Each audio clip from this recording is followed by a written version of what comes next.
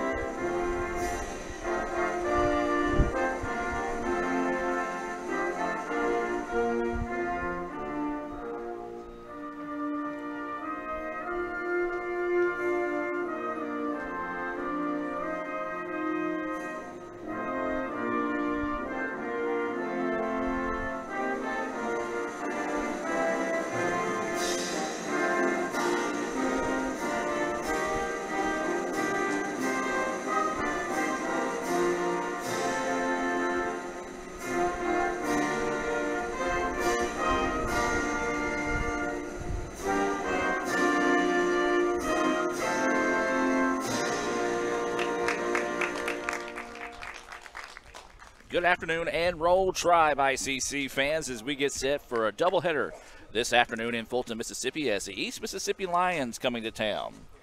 I'm Adam Gore here in the ICC Alumni Affairs and Foundation broadcast booth as we crank up the Davis Ford pregame show by taking a look at today's Coca-Cola starting lineups. And let's start with East Mississippi. Before we get started with East Mississippi, let's take a look at their record. They're coming in with an 8-6 record overall, 1-5. In the conference play. And we do want to give a special hello to those watching in favor of the Lions this afternoon. Al Dumas will lead things off here. He'll be playing in center field. Then it's going to be Blaze Berry playing second base. Austin Beach out in right field. Ryan McLaughlin, he is at first base. Wesley Sides will be the third baseman. Bo Bates will be the DH. Tay Lucius will be in left field. Braxton Lee will be the catcher. And Riley Tate will be playing shortstop. Starting on the mound today for the Lions is Gabe Gardner. For ICC, they come in with a 9-5 record. They are 5-1 overall. And in first place in the conference, a game behind East Central, who is 6-0 in conference play. This will be the lineup here for the Indians. It'll be Lane Domino leading us off. He's playing in center field. Riley Davis is the DH. Hayden Harris will be in left field. Kylan Carter will be the shortstop. Tyler Murphy will be at first base. Connor Gardner will be the catcher. Terrace Meeks will be in right field. Bailey Albritton will be the third baseman. And Drew Capobianco will be the shortstop. And getting the start for the Indians on the hill is going to be Brady Davis. I welcome the illustrious Brad Boggs to the ICC Alumni Affairs and Foundation broadcast booth. Brad, don't remember anyone talking about cloudy possible rain today, but hopefully a hold off. But one thing's for sure, we talked about last week, the park playing longer than it was because it was blowing in. Not today. That wind's blowing out to dead center. That's exactly right. Still a great day for baseball out here. The temperatures are great. It's warm out here. Like I say, got that south breeze coming in. Have that today and tomorrow, but looking forward to a great day of baseball here at Roy Crescent Stadium. And real quick, our first scoreboard update of the day, and this one could be a wild one, folks, as we're in the top of the third inning in softball. It's at East Mississippi. ICC has rallied to take a 5-3 lead, so that could be a score fest out there in Scuba. So it's going to be Al Dumas to lead things off here for East Mississippi as we await this First American National Bank opening pitch. Davis, first pitch outside for a ball, and we're actually a minute ahead of ourselves here. A 1:59 First American National Bank opening pitch here between ICC and East Mississippi. Davis, that pitch in there for a strike. 1-1 now is the count. Yeah, Brady's been throwing good here for us lately, and so looking forward to seeing him throw this 9-inning affair today. So 1-1 is the count with no outs. Breaking pitch right back up the middle, and that's going to go for a base hit. Yeah, he was just sitting on that one, Adam, and just drove it back up the field there, which what you're supposed to do as a hitter, and drove it back up the field, kind of just past Brady there. So wasn't a chance for anyone to get and make a play on that one. And so now with a runner on first and no outs, this is going to be Barry coming to the plate, the second baseman here in game one.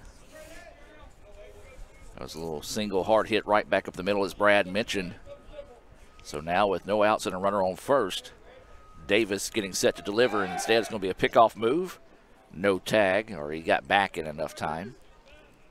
Well, Brad, we started the day off with big news. We always joked, who would retire first, Tim Dillard or Rick Collier? Well, Tim announced this morning that he is retiring from baseball, and we wish the best for Tim Dillard, former Indian, former All-American, Milwaukee Brewer, just good supporter, proud supporter of ICC, and we wish him the best in the next chapter in his life.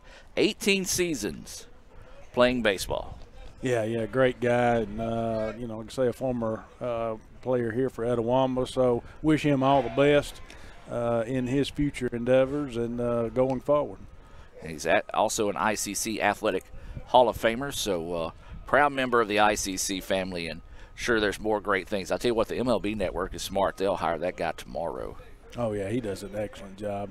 He's got that affair going on the side where he is able to announce, and he's done some impersonations I've seen too, and those are quite humorous and great too. Yeah, I imagine he might not be playing baseball, but he's still got a future in baseball there as well. 1-0 is the count now after that pitch missing low for a ball. Runner at first. Davis zips that one in there. It's high and inside for a ball. 2-0 now is the count. It's going to be interesting too, Adam. We know Brady's got a great pickoff over the first pickoff move, and so he's gone over there a couple of times with the leadoff batter, and probably hadn't shown us his best yet, but it'll be interesting to see if he gets a pickoff today on there. So 2-0 now is the count. Runner at first. That pitch on the outside called a strike. 2-1 now is the count. Steve Diffie checking in, saying looking good, sounding okay. Thanks for that vote of confidence there, Diff. So 2-1 is the count. Runner over at first. We're at the top of the first inning, no score yet. Pickoff over to first, gets back without any issues. And we'll stay at 2-1. They're in the bottom of the third at softball. It was a 3-run home run off the bat of Brianna Posey. That gave ICC the 5-3 advantage there at softball. Swinging and a miss, couldn't catch up with the fastball there. Healthy chop at that one.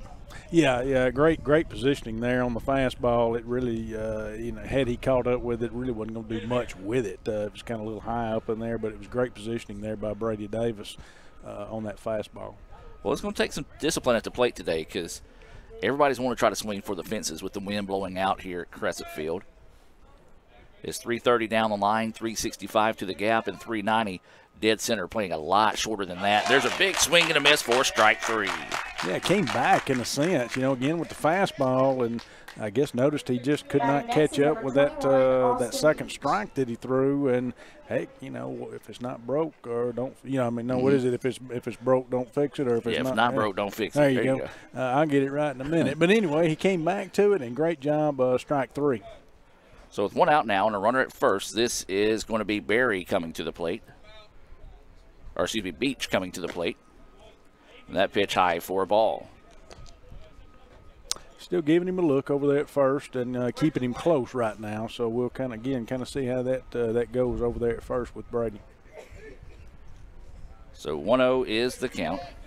That's Dumas over at first. He hit a hard hit single right back up the middle. Is that pitch missing outside for a ball? 2-0 now. Goes the count here to Austin Beach, the right fielder. Yeah, just a little bit too far outside off the plate. Good patience there right now for East Mississippi at the plate right now, not to go after that one. So 2 balls, no strike, and 1 out. Top of the first inning, game 1 of 2. Wind still blowing out hard to center field, and this one giving a ride back to the wall, and it's gone. The wind carried it out of here. That's what we said. Routine fly balls are going to get out of the ballpark today. And that one looked like it may have actually hit the top of the fence and skipped over, but East Mississippi strikes first with a 2-run home run.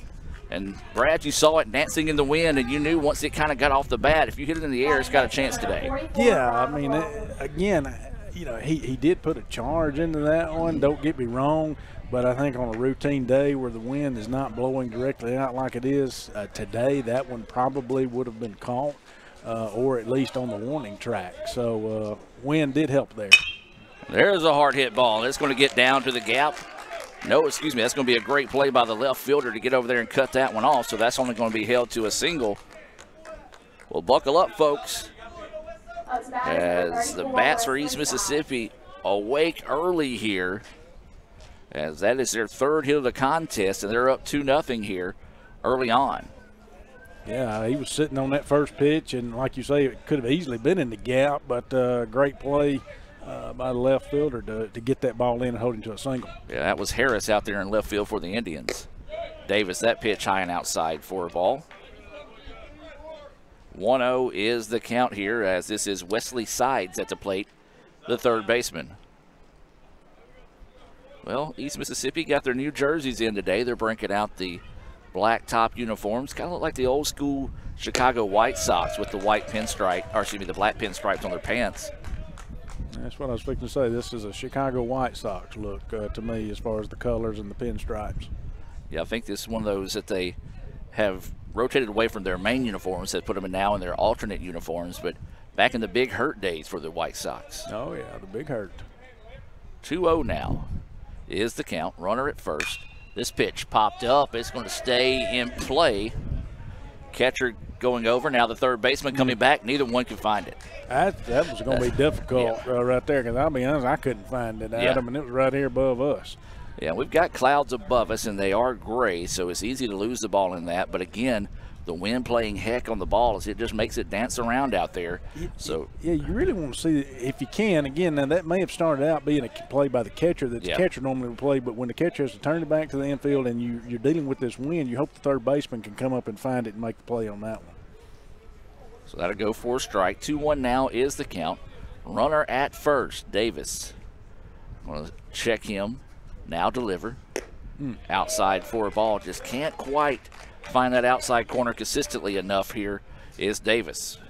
No, now you're kind of in a hitter's count here, 3-1. So you got to be careful, you know, with these bats being alive as they have been so far. So be careful here with Brady.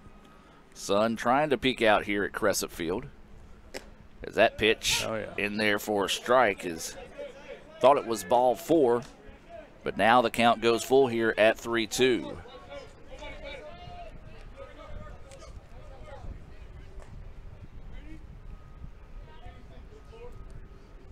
So waiting the payoff pitch here from Davis. Swung on and missed for strike 3. A great pitch down in the strike zone, went back after him there. Again, he didn't catch up with it. Had he done anything with it, it very well easily could have been a double play ball, if anything. So great pitch there by Brady Davis to get the strikeout. That's the second Renaissance Bank strikeout of the game here for Davis. And now Bo Bates, the DH, will come up here with a runner on first and 2 outs. Takes a healthy chop at that first one, missing for strike 1. He took something off of that. Again, some type of breaking pitch there, down in the strike zone again. He wasn't going to catch up with it. Had him off balance there at the plate, so good pitch on strike 1. So 0-1 is the count. Runner at first. That one in the dirt, evens the count now at 1-1. Yeah, good play by Gardner there, knowing that we got a runner at first, because Gardner, did a great job blocking that ball up. Could have easily gotten away, moved his body in front, and kept the runner there, held him tight at first. So 1 ball, 1 strike, and 2 outs. A runner at first here for the Lions. They struck on a 2-run home run by Austin Beach as that pitch hangs up high for a ball. 2-1 now goes the count here on Bo Bates, the DH. Yeah, got away with him a little bit there, a little high. He just followed through on Brady's end there to follow through and get that ball down a little bit, so it was just a little high. So waiting the 2-1 offering here. Runner not taking a big lead. That pitch missing outside for a ball. 3-1 now is the count. We talked about having to be disciplined at the plate today, and that is exactly what East Mississippi has done so far here in the top of the first. Yeah, it is, and this is really a day, and you hope ICC does the same thing when we come back, when we go to the plate. But a pitcher, it's not a pitcher's day really right now. No.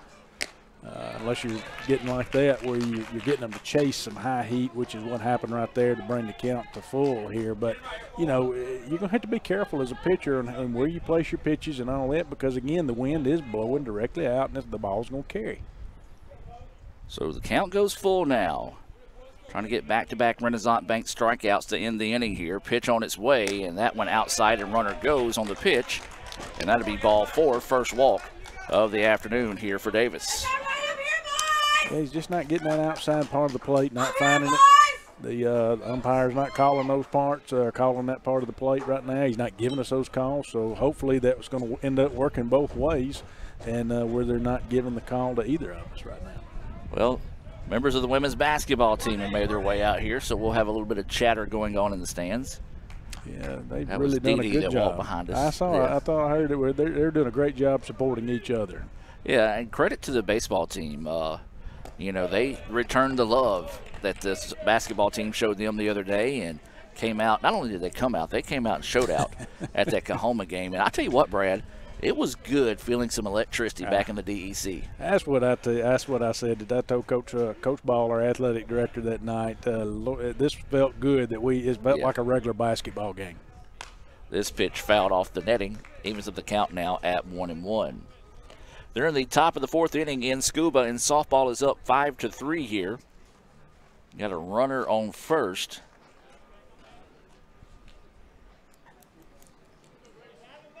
And then they just stole a base. So every time I look over there, they do something good. I just need to start watching it. And keep looking over if I can split my eyes here and watch them both. Davis's pitch, that's a beauty. Across for a strike.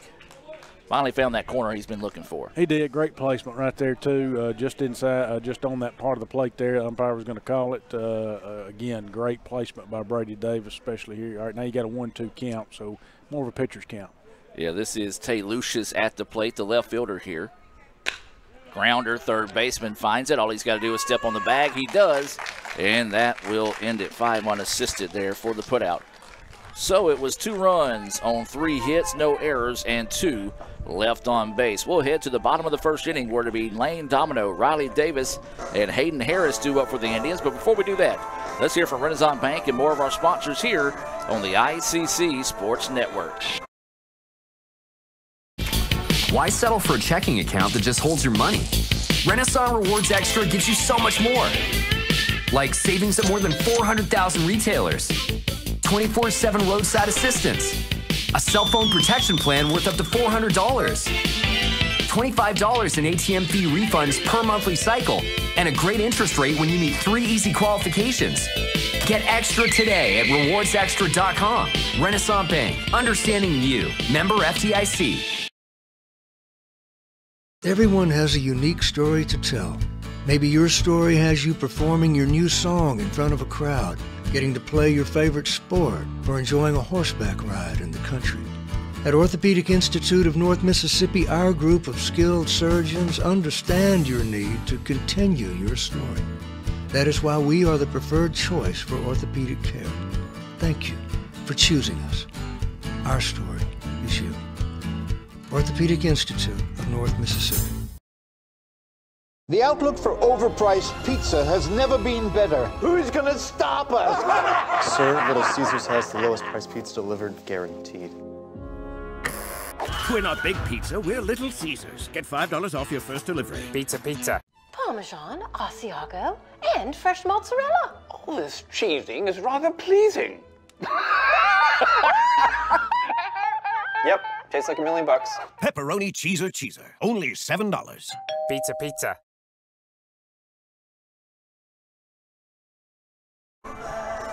And welcome back, ladies and gentlemen, as we head to the bottom of the first inning for ICC to be Lane Domino, Riley Davis, and Hayden Harris due up. On the hill here for East Mississippi, Gabe Gardner will take the mound.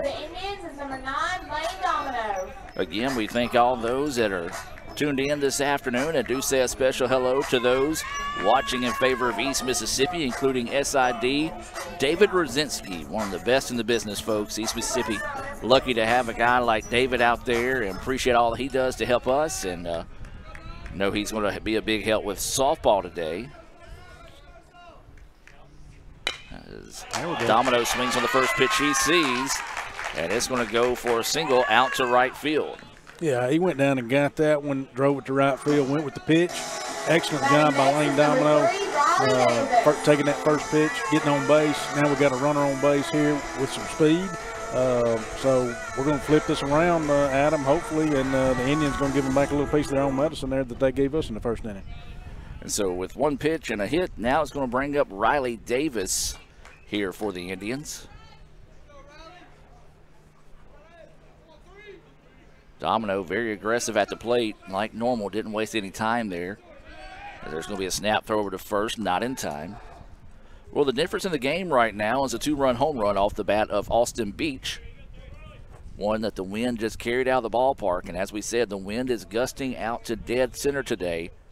So routine fly balls to center field could carry or anything up in the air today as well. We've already seen one of the plays where a foul ball over to the left side kind of danced around, and ICC missed it, as they're going to give the catcher a little bit of extra time here to catch his breath in this situation.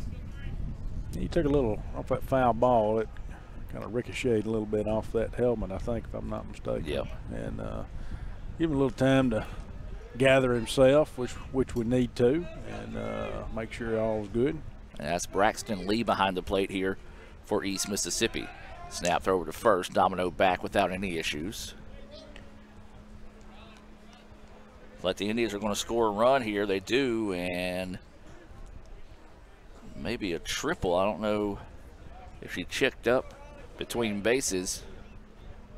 The breaking pitch popped up right side. First baseman's giving chase and makes the play. Yeah, it was in on the hands. The way that breaking ball was coming in, broke in. Couldn't get the big part of the bat out there on the ball, and fought it off and did about all he could do with it right there, and nothing much he could do with it. So easy out there for East Mississippi. So now with one out, this is going to be Hayden Harris coming to the plate here for the Indians. Hayden's first appearance today. Snap throw over to first. Domino back without any issues. So there is one out with Harris at the plate. Colin Carter due up next.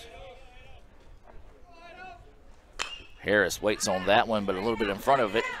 Nice breaking pitch. Took some speed off of that one to get ahead in the count now. 0-1 on Harris.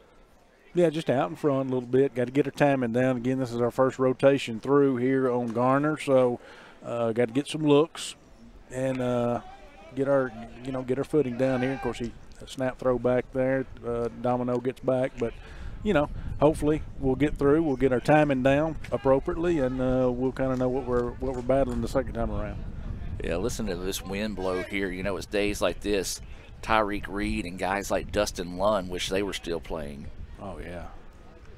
They didn't need any help getting the ball out of the ballpark, as there's a hard hit ground ball. Second baseman eats him up, but he finds it, flips it over, and does turn two. That's a Little Caesars double play, 4-6-3 by the Lions, and that was a timely one as they get the unconventional 3-up, 3-down inning there. We've played one in Fulton, and East Mississippi leads it 2-0. We'll take a break here from Davis Ford and more of our sponsors here on the ICC Sports Network. Davis Ford in Fulton is your Ford dealer for new cars, trucks, and SUVs, and has a wide inventory of certified pre-owned vehicles. Find your next dream car or truck from our Ford showroom or go online to davisfordsales.com and search our new and used inventory to see what is on our lot. So stop by and test drive the all-new fuel-efficient Ford Focus or Ford Fusion, or the new Ford Explorer or F-150. Go further with Davis Ford, 904 West Main Street in Fulton, or online davisfordsales.com. That's home. That's just like the Ravens. That's just like Pahokee, Florida. That's my second home. I got my degree from there, my first degree, college degree. It's part of my heart, it's part of my soul, it's part of my spirit. And, you know, it's everything. Itawamba Community College, baby, it's everything. It shaped me up to being a great man because it was part of the journey of me becoming the young man I am today. And it's home, man. That's it. Like, I can go there and lay my head down without no problems. Itawamba Community College, the best star here.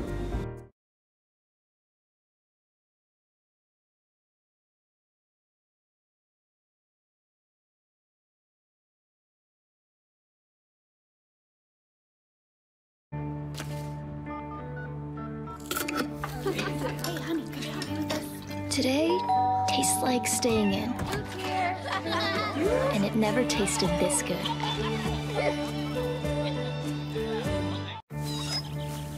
You know what I remember when you were born? Today tastes like a Sunday ritual. And it never tasted this good. And welcome back, ladies and gentlemen, as we head now to the top of the second inning.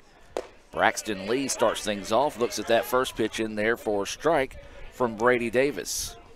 Yeah, great pitch there. Again, we've got to keep this going, keep the momentum here on that end, Brady, and in this inning, and get ahead of the batters. That one missing for a ball. 1-1 now is the count. Well, we're heading to the bottom of the fourth inning in softball, and it's 7-3 ICC with the lead. Big, healthy swing and a miss there. Yeah, that's swinging for the fence. Yeah. Swings right there, and trying to get that ball out, but just didn't catch up. So waiting the pitch here to Braxton Lee. Fouls this one off and out of play. And now the count goes 1-2. So it's Braxton Lee, Riley Tate, and back to the top of the lineup, and Al Dumas here for East Mississippi in the top of the second inning. They lead it 2-0 after a two-run home run by Austin Beach back in the top of the first. ICC got a single, but a Little Caesars double play by the Lions. Ooh. Close pitch, called a ball. 2-2 now is the count. And what happened, I think, the umpire kind of followed Gardner's lead. Gardner, I think it kind of fooled Gardner. I don't think Gardner thought it was going to break that much. And there's strike three. Rung him up there, though. Got him looking at the third Renaissance Bank strikeout of the day, and the Indians now get the first out of the inning. Number 7, Riley Tate. And this will be Riley Tate coming to the plate. I was a poet and didn't know it. As Tate batting in that 9 spot, playing the shortstop position. Looks at that pitch outside for a ball. Showed bunt for a second, but then pulled back on it. I'll tell you what, got to be careful of the bunt today. Oh, Pop that thing up, it might carry out here. You can hear the wind blowing right now. Yeah. Ooh, big swing. Yeah, couldn't catch up with that. So 1-1 now is the count. We'll remind everybody to join us right back here on the Red Channel tomorrow night as basketball will be back on the docket. As that pitch missing low for a ball, it'll be ICC women taking on Mississippi Delta, who is playing well here of late. That's going to be a big matchup there for the Indians as they try to stay in place for one of those top 3 finishes in the North to be able to host the opening round of the playoffs. Currently in second place. Men will be on the road at Mississippi Delta. And then also volleyball will be at Pearl River. This pitch fouled right back at Dr. Boggs, and he does not flinch. Getting used to this stuff back here, I tell you what. The fun part is when we play the normal season or either out here during the fall and a ball's fouled back, you have the pollen on it. And it usually just, yeah, it's over. So waiting the 2-2 offering here for Davis. Grounder. Capobianco's going to have to hurry. No, just beat the throw. Tough play there. Tate gets the single.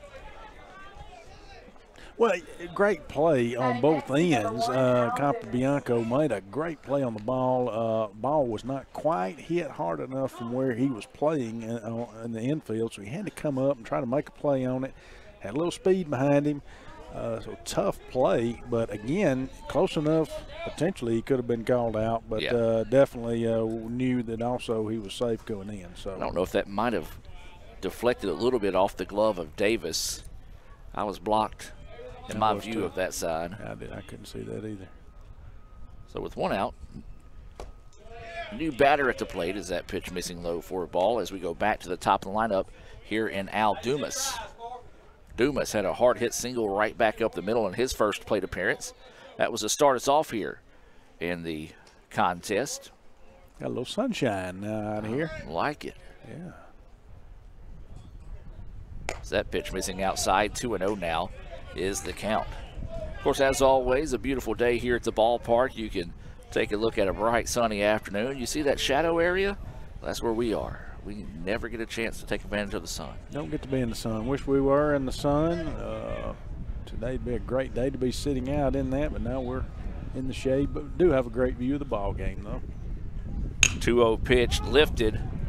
Center fielder going back, and is carrying him all the way back near the warning track.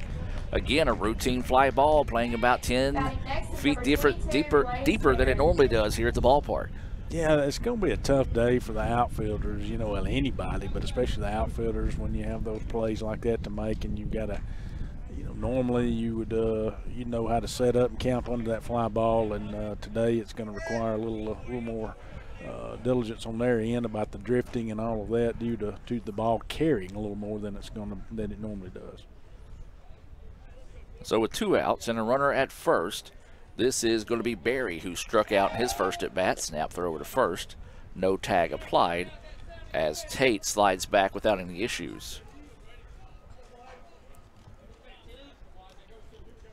Sun is out at East Mississippi as well as they're still in the bottom of the 4th inning. 7-3 ICC with the lead there in softball. This pitch fouled off for strike 1. Brad, I'll say this. I didn't know how much I would be a fan of the conference games when one's home, the other one's away. I kind of dig it. Mm-hmm. You know, and that's kind of what we've all said. And, of course, you know, we do hope and want things to get back to a regular schedule, hopefully prior to, after COVID. But this mirrored schedule, even in basketball, has kind of been interesting. It has. It's that pitch across for a strike, and the wind blowing hard enough now, I might could get one out of the ballpark. Yeah. Well, besides that day that you did hit it over the 390, you did take one out that one time. I had to show Rick. Like they were struggling back when they won that state championship, and Rick called me out of retirement to come show them how to hit. Yeah. So 0-2 now is the count. Pitch coming. Runner goes. Throw down is in time. Big time play there as the throw was up the line but had plenty of juice to get there in time. Good quick tag. You see it there on the Little Caesars instant replay. And ICC gets out of it. And Blaze Berry will be back up as that was 2-6 on the putout. An unconventional 3-up, 3-down inning there for the Lions. No runs, 1 hit, no errors, and nobody left on base. We'll take a timeout. Let's hear from Sonic and more of our sponsors here on the ICC Sports Network Due up for the Indians, Kylan Carter, Tyler Murphy, Connor Gardner as the Indians trail it 2-0 as we head to the bottom of the second. Natalie, when she was first driving, she literally swerved off the road a lot because she was looking at herself in the mirror. Maybe I look at life differently. You don't call it over space, it's outer space. But it's underwear. The tats right here, look. You always say chocolate's so weird. It's like chocolate.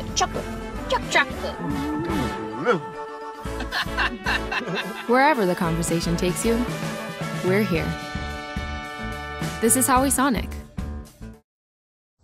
Hey Indian fans, I'm Ricky Murphy, real estate agent, Tommy Morgan Realtors, and I'm also a proud alumni of the All-American Marching Band. Itawamba Community College was my home for 2 years, and where you decide to make your home will be one of the most important decisions of your life. Whether you're looking to create a plan to buy your first home, or if you're ready today to make a move into your forever home, give me a call or send me a message so we can discuss your next move. And for my family, roll Tribe! And welcome back to action as that first pitch to Carter in there for a strike as we move to the bottom of the second inning. This pitch popped up. Trouble here as it's Hey Indian fans, I'm Ricky Murphy. Or excuse me, went back to the commercial instead of the replay. Well, the ball was going foul, and then it pushed it back in fair play. And so Carter recorded out there. And so now with one away in the inning here, this is going to bring up Tyler Murphy. Got to be careful with a guy like Tyler Murphy at the plate. Already got plenty of power. You juice him up with some wind behind him like this, it can travel for days. Yeah, it could definitely get one out here pretty quick. And of course, that breaking pitch right there, still out of the strike zone, so now we got a 2-0 count. But you're right, Tyler Murphy's got a little pop to that bat. He could definitely send one out of here and at least get us to a 2-1 lead East Mississippi. Murphy fouls this one right back at us here in the ICC Alumni Affairs and Foundation broadcast booth. Remind you can learn more about the ICC Alumni Association by visiting iccms.edu/alumni. Fastball at the knees, called a strike. Evens up the count now at 2-2. You know, Brother Chris has joined us here, and he did not move when that ball came right. I'm talking about he was just as solid as anyone could be sitting there with that ball coming right back at him. Waiting for this pitch, and it's fouled back. Well, when you got faith of a mustard seed and you know you got that backing behind you, no sense in flinching. No flinch whatsoever in Brother Chris. I mean, he's done this before, so he knows that. Of course, Brother Chris, the director of the ICC BSU, a proud sponsor of today's contest, as there's going to be a shot out to left field. Left fielder's going to come up and can't get to it, and that will drop for a single for Murphy. A little like stretched out swing just to find a low pitch that time. He definitely went out and got that one, and he had to. If he was going to do anything with it, he went with the pitch, went down there and got it, and had a good single out there at the left field. So great piece of hitting there by Tyler Murphy. And so now with one out and a runner on first, this is going to be Connor Gardner, the catcher, at the plate here for the Indians. That first pitch, just missing outside for a ball. Well, both these pitchers going for that outside corner, haven't quite earned it yet from that home plate umpire. No, and again, he's doing the same for us as he's doing for East Mississippi right now. He's not giving the outside corner any looks right now, and that breaking pitch coming in there and did not even catch the corner either. So got a 2-0 count. But again, the umpire's calling it both ways right now, Adam. At the end of the day, that's all you can ask for. That's exactly right. Hard hit ground ball, third baseman. He boots it. No throw, and Gardner will reach on the error. E5 puts runners at first and second now. That was one of those that hit him in the glove and just slipped out that time and couldn't find it in the mitt. And so a tough break there for the Lions. That could have been two. Oh, could have been. It looked like he took his eyes off of it. It looked like he was trying to put the hand on the ball and take his eyes off of it and throw the ball. He was looking at the runner before he was ready, so it was just that little bit of flinch there took your eye off the ball and got an error on that. And this is Meeks who's going to dig in here. Terrace Meeks, the right fielder, fouls that first pitch off for a strike. Runners at first and second. We're in the bottom of the second. Game 1 scheduled for 9 innings here this afternoon in Fulton. You know, I'm watching Lee set up here behind the plate, East Mississippi. Watch him throw. I'm trying to. There's a ground ball. Could be a tailor-made double play. A little trouble getting it out of the glove, but they do. And another inning-ending double play. This time 6-4-3 to end the inning there. And another tough break for the Indians, but a big-time defensive play there for the Lions, as that will end us through 2-0 is the score. Let's hear from Little Caesars, who is a sponsor of our double plays, as we'll take a break and be back with more right after this on the ICC Sports Network. The outlook for overpriced pizza has never been better. Who's gonna stop us? Sir, Little Caesars has the lowest price pizza delivered, guaranteed. We're not Big Pizza, we're Little Caesars. Get $5 off your first delivery. Pizza, pizza. Parmesan, Asiago, and fresh mozzarella. All this cheesing is rather pleasing. Yep, tastes like $1 million. Pepperoni cheeser. Only $7. Pizza, pizza. So when are you going to give me back for the pizza? Oh, personal foul. Let's give him a Renaissance replay. Make a successful handoff when you transfer funds to friends and family with Zelle and the Renaissance mobile app. Let's give him a Renaissance replay. Make the right call for 24/7 roadside assistance and sign up for Renaissance Rewards Extra Checking today. Everyone has a unique story to tell. Maybe your story has you performing your new song in front of a crowd, getting to play your favorite sport, or enjoying a horseback ride in the country. At Orthopedic Institute of North Mississippi, our group of skilled surgeons understand your need to continue your story. That is why we are the preferred choice for orthopedic care. Thank you for choosing us. Our story is you. Orthopedic Institute of North Mississippi. And welcome back, ladies and gentlemen, as Blaze Berry will start us off here in the top of the third inning. Berry, Beach, and McLaughlin due up here in the top of the third inning. 2-0 East Mississippi. It was a 2-run home run by Beach is who on deck, and then it was back-to-back inning-ending double plays, as this is going to be a fly ball, and Meeks came in on it, had to jump to catch it after the wind kind of boosted it a little bit further than he expected. Yeah, went down swinging on the first pitch and went out to hit it to right field. Did a good job. I think Meeks thought he had a good play on it. It's pretty simple coming at him. But there again, that wind playing tricks on everybody, but he was able to jump up and make the catch. A windy day here in northeast Mississippi as that pitch across for a strike. A beautiful day, though. Temperatures creeping into the 70s. The breeze is a welcome one because it kind of keeps you cooled off. As this pitch fouled out of play for strike 2. 0-2 now is the count. Seating in the sun, a premium, but also not a bad day to sit in the shade either. No, it's really not, and we can speak for that, but not a bad day to sit in the shade at all. Good crowd making their way out to the ballpark. 0-2 pitch coming. Swung on and missed for strike 3. Brady did a good job hitting the spots right there as we saw Connor Gardner set up outside. Set up. Hey, all we got to do is ask for Brady to hit the spots. He did that. Got Beach swinging. So strike 3. That is his 4th Renaissance Bank strikeout of the day. Renaissance Bank, the bank that understands you. Visit RenaissanceBank.com. Now this is going to be McLaughlin at the plate, and that one a strike. Yeah, kind of swung through that breaking pitch, wasn't able to catch up with it, had him off balance. So great pitch on the part of Brady Davis. That pitch is zipped right in there. Davis starting to settle down, found his groove a little bit here in the third. Yeah, he has. You put it right. You know, he's kind of settled down and a little bit after getting through that rocky first inning. So hopefully he found his groove here. This pitch popped up. First baseman coming in, dancing around, and makes the play. 3 up, 3 down. Go the Lions here in the top of the third.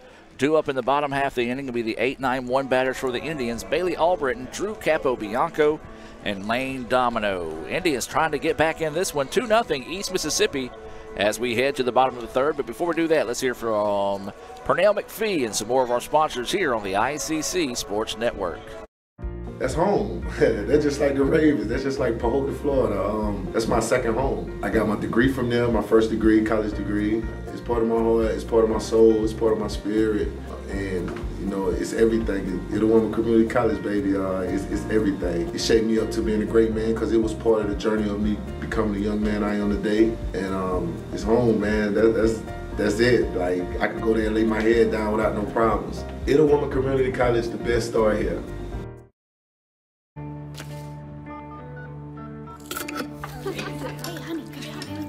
Today tastes like staying in.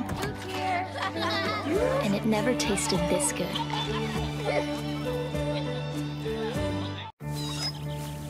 know what I remember when you were born? Today tastes like a Sunday ritual. And it never tasted this good. For the Indians is number 11, Bailey Albritton. And welcome back, ladies and gentlemen, as Bailey Albritton is going to lead things off here in the bottom of the third inning for the Indians. ICC trailing this one 2-0 after a 2-run home run off the bat of Austin Beach back in the first inning. The Indians have put runners on, but each inning so far has been ended on a Little Caesars double play by the Lions. Hello. Uh-oh. This could be trouble. That one's off the reservation, and we've got a 2-1 contest. Yeah, Albritton was sitting on that pitch. I mean, he hadn't even been through. This is still our first look in the lineup. We hadn't been batted around yet, but Albritton said, I didn't need to see anything or need any advice. I'm sitting on that first pitch and went over close to just left with the 365 sign out there. So wasn't really any doubt at him when he hit that one. Yeah, it's one of those, I've caught a lot of games at this ballpark. I was looking down, getting everything squared away on my score sheet, and I didn't have to look up. I heard the crack off the bat and knew trouble was a brewing. As ICC now plates one, and it's a 2-1 contest with Drew Capobianco coming to the plate. Takes a look at that pitch. Low and outside, 1-1 now is the count. Yeah, you can definitely, I don't know if the folks at home can hear that wind, but I can hear it in our headphones. Yeah. It's coming across pretty good. I'm having to keep an eye on the monitor because sometimes the wind will get a little too hot and it'll kind of max out, so trying to keep that even keel for you folks there. 2-1 now is the count to Capobianco. He fouls this one back. Evens us up now at 2-2. 2 balls, 2 strikes, and no outs. I've got 2 outs on there, but I do apologize. There's no outs in this situation. So now the 2-2 count here to Capobianco. That pitch inside for a ball. 3-2 now goes the count. Good eye. Of course, obviously, we'll take a base runner in this situation, and any way we can get it to try to get this game back to even at 2-2. So Capobianco waiting for this pitch from Garner. And they're going to call that ball 4. Well, a little delay on the call there, and Cap didn't know what it was going to be called. And he'll head down to first. I think I don't know. I'm not sure that Capobianco was certain if he took a strike or a ball on that one, but at the end of the day, again, that outside corner, as we said earlier, he's not giving it to either side and didn't give it there to East Mississippi, so he's staying firm. So now this will be Lane Domino, who singled but was erased on a double play to end the first, as he'll dig in, take that first pitch outside for a ball. Yeah, that one's getting too far outside. Obviously not going to call that a strike. It's a breaking pitch, and here the catcher's going to go out and have a word with Garner here for East Mississippi, just to I guess kind of settle him down or kind of get everybody on the same page here, because you've walked Capobianco here. Of course, you had a home run from Albritton before that. You got a runner on first now, and you got the dangerous Lane Domino up. So yeah, say he's a guy that can take advantage of an outside pitch, go with it, send it to the right side of the field for a base hit, or he can also put a charge in one and put it out of the ballpark as he leads the Indians, I believe, with home runs on the season.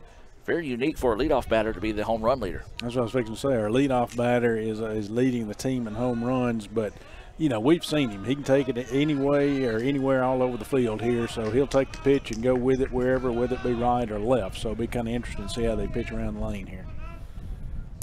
That pitch missing low for a ball. 2-0 now is the count.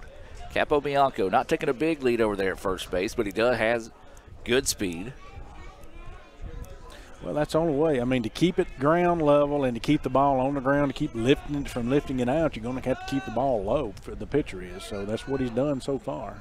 Breaking pitch, and it's a beauty across for a strike.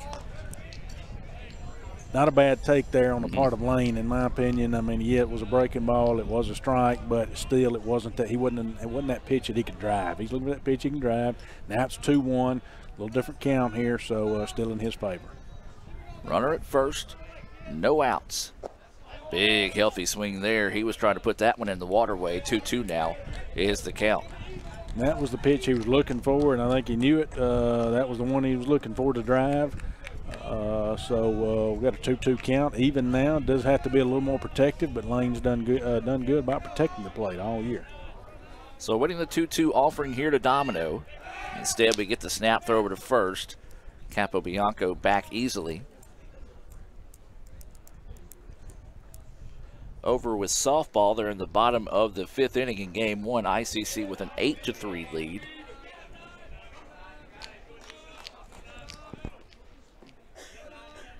Waiting the 2-2 offering once again here to Domino. Puts a charge into this one. Line drive. Is it going to be out of here? No, it's going to be off the wall. Should go for extra bases here for Domino. And Capobianco will end up at third.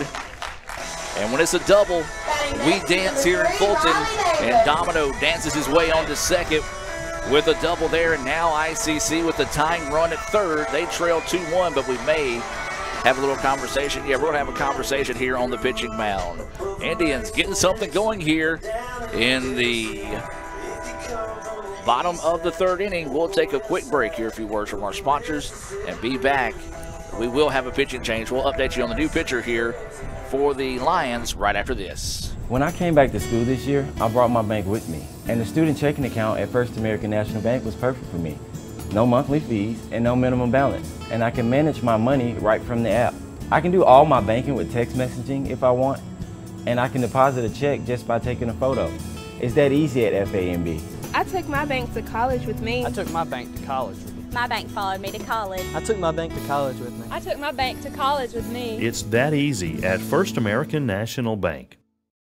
Natalie, when she was first driving, she literally swerved off the road a lot because she was looking at herself in the mirror. Maybe I look at life differently. You don't call it over space, it's outer space. But it's underwear. The top's right here, look. You always say chocolate's so weird. It's like chocolate.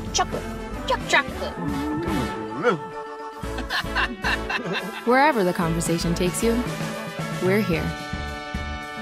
This is Howie Sonic. Everyone has a unique story to tell. Maybe your story has you performing your new song in front of a crowd, getting to play your favorite sport, or enjoying a horseback ride in the country. At Orthopedic Institute of North Mississippi, our group of skilled surgeons understand your need to continue your story. That is why we are the preferred choice for orthopedic care. Thank you for choosing us. Our story is you. Orthopedic Institute of North Mississippi. Hey Indian fans, I'm Ricky Murphy, real estate agent, Tommy Morgan Realtors, and I'm also a proud alumni of the All-American Marching Band. Itawamba Community College was my home for 2 years, and where you decide to make your home will be one of the most important decisions of your life.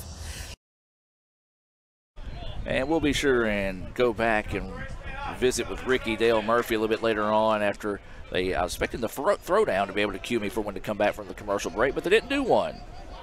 New batter up here for the Indians is Riley Davis as he's going to greet Garrett Robbins to the mound here. Robbins first pitch high for a ball. And Brad, you got some stats over there on Robbins? Yeah, Robbins looks like a freshman from Summerall, Mississippi, and got a little over 8 ERA.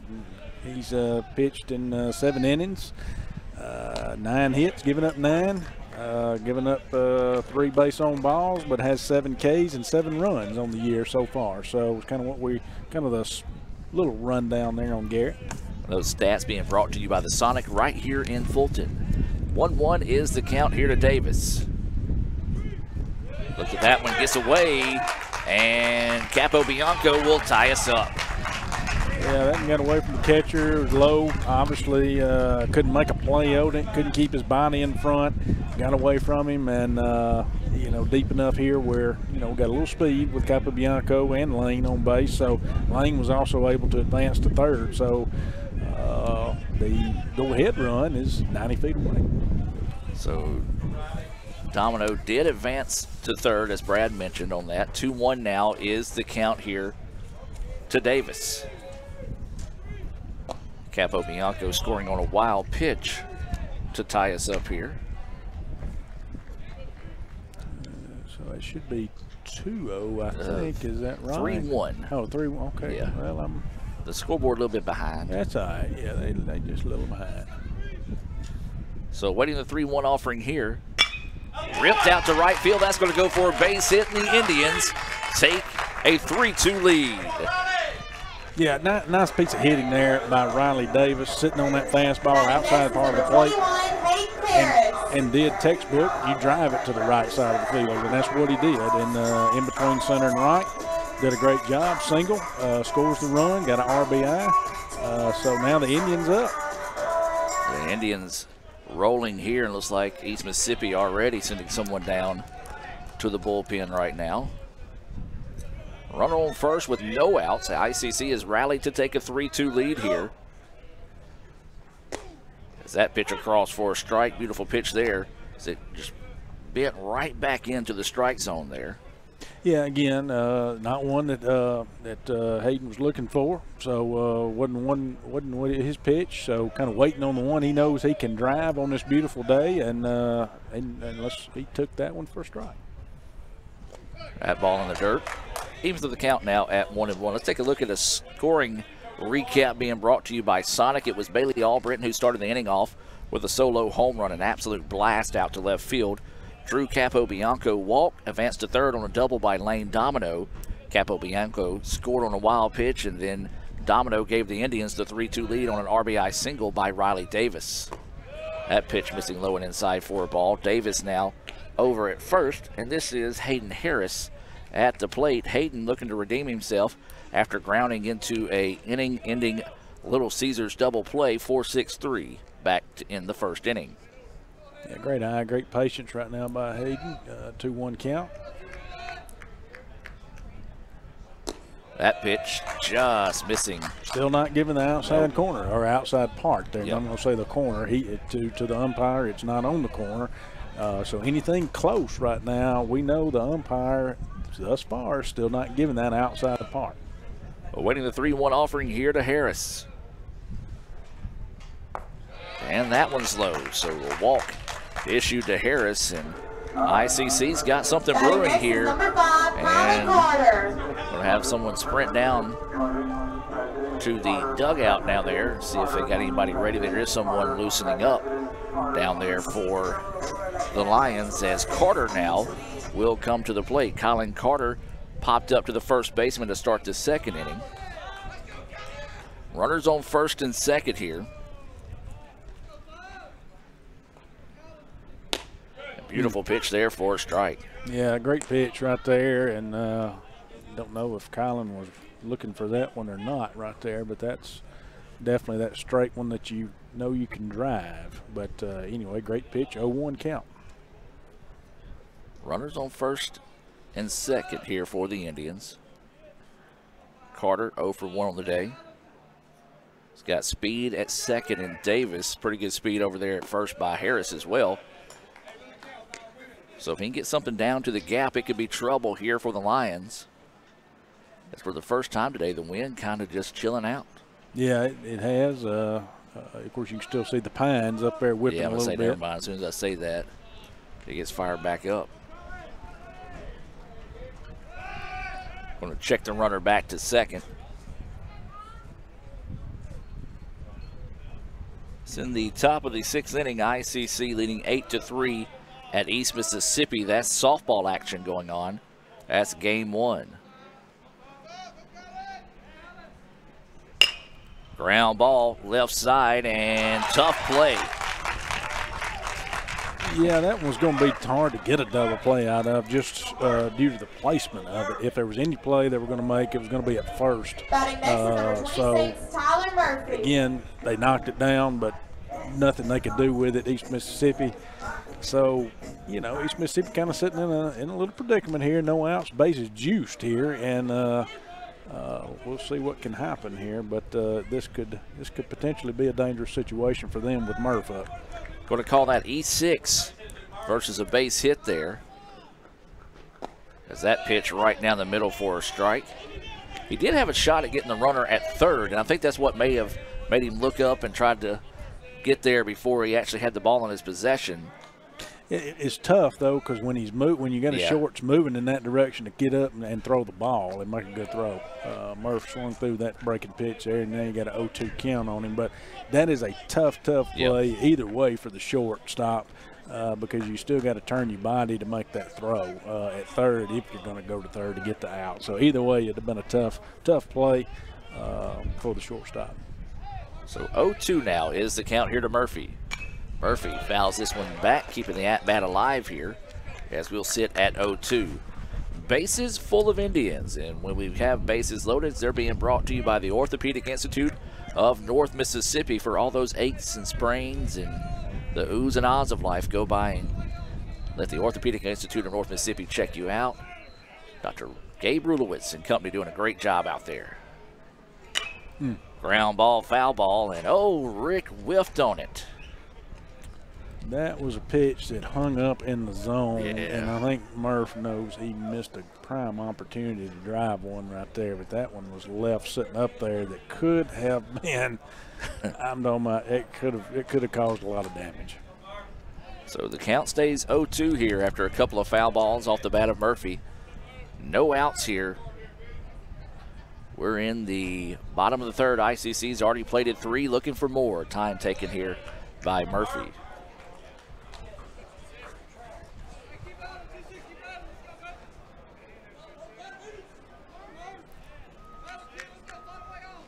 So waiting the pitch here to Murphy.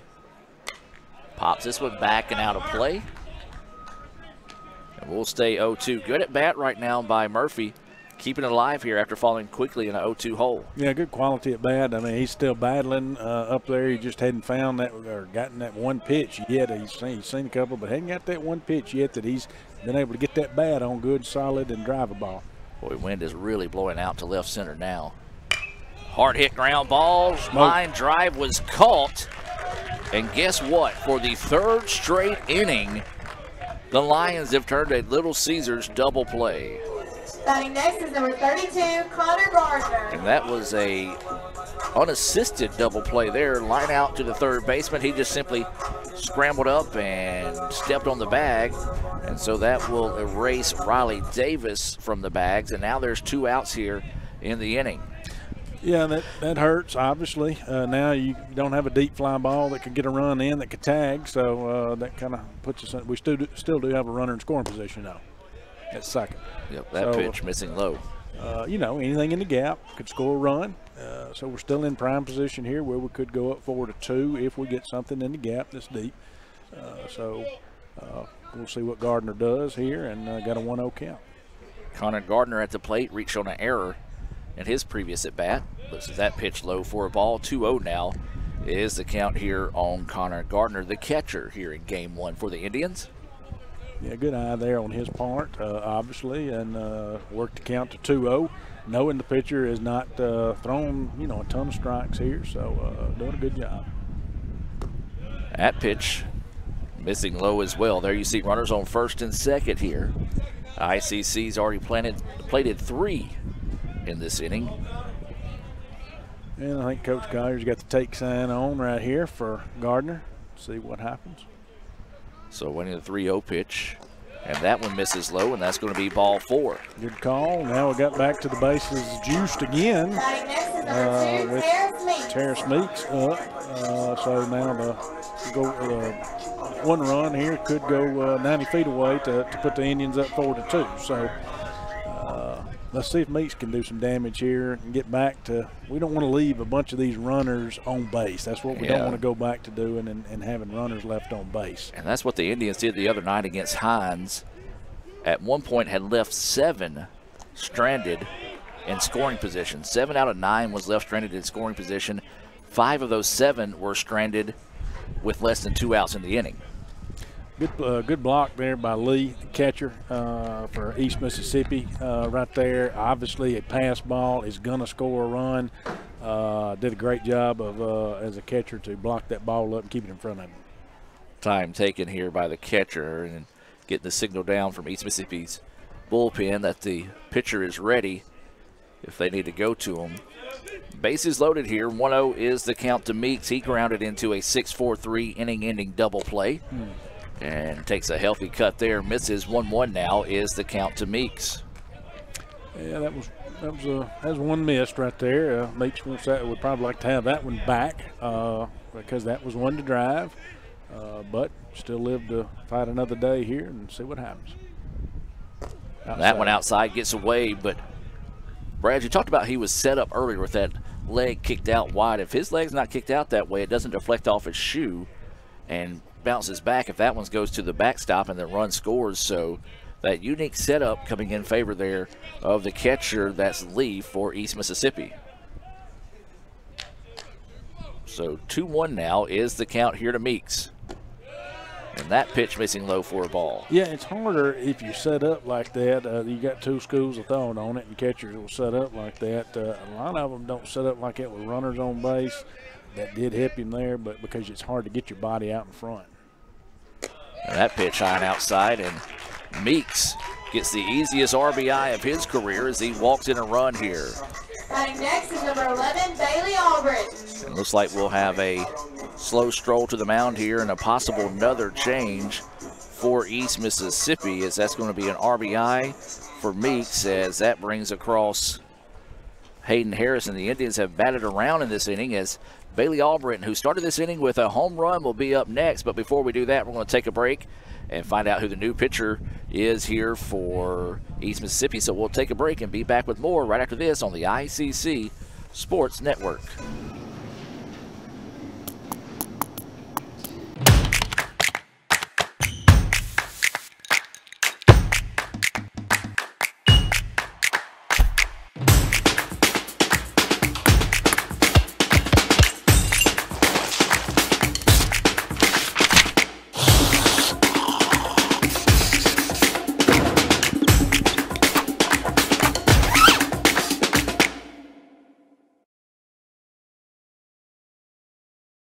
When I came back to school this year, I brought my bank with me, and the student checking account at First American National Bank was perfect for me.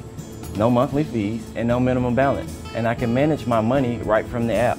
I can do all my banking with text messaging if I want, and I can deposit a check just by taking a photo. It's that easy at FAMB. I took my bank to college with me. I took my bank to college with me. My bank followed me to college. I took my bank to college with me. I took my bank to college with me. It's that easy at First American National Bank. Gee willikers, this Coca-Cola Zero Sugar tastes mighty delicious. Come on, buddy. It has 0 sugar. But it tastes great. Let's take the breakables away. If you keep lying like this, you'll be a puppet forever. But it's the honest truth. You'll never be a real boy. It's no lie. You're right. It's delicious. Told you. I never lie. And welcome back now as we reset here. Bases loaded for the Indians and Bailey Albritton. Boy, he would love to have a carbon copy of his last at bat.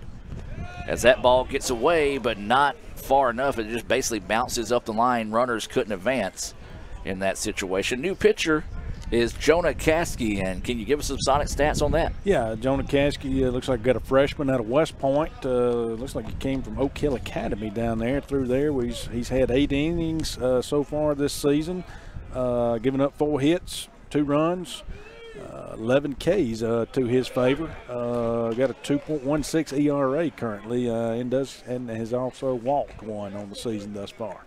Well, that pitch across for a strike there. He is the 3rd pitcher of the game here for East Mississippi. Breaking pitch, and it's a beauty in there for a strike. Well, that's good and everything, but the best thing that came about during that break was, I believe we got some sweets from, where does that say? I think it says Sugary's Bakery. Awesome. One of the ICC baseball parents coming through. I guess they heard us joking about it during the Hines game, and nothing but love from these ICC baseball parents. We greatly appreciate them. We've had a good run of parents over like the past, I mean, ever since I've been here. They just show a lot of support, not only for the guys, but, you know, for us here in Sports Information, for Rick, the women's basketball team that comes out and cheers them on. And when you got a good group of parents behind a good group of kids, it makes life good. It does. It's great, and it's great to see that support. And you know, we kind of like to say here at Etowama, we're a small family, and that family gets larger when you have great parents like you have that supports their student athletes. So we're very appreciative. Ooh. And there's strike 3. Albritton didn't necessarily like that one, but the umpire rang him up on that rare pitch on the outside. So the Indians send 10 to the plate. They push 4 runs across as they lead it 4-2 after 3 complete here in Fulton. We'll take a break and hear from Sonic and more of our sponsors right after this on the ICC Sports Network. Natalie, when she was first driving, she literally swerved off the road a lot because she was looking at herself in the mirror. Maybe I look at life differently. You don't call it over space, it's outer space. But it's underwear. The top's right here, look. You always say chocolate's so weird. It's like chocolate.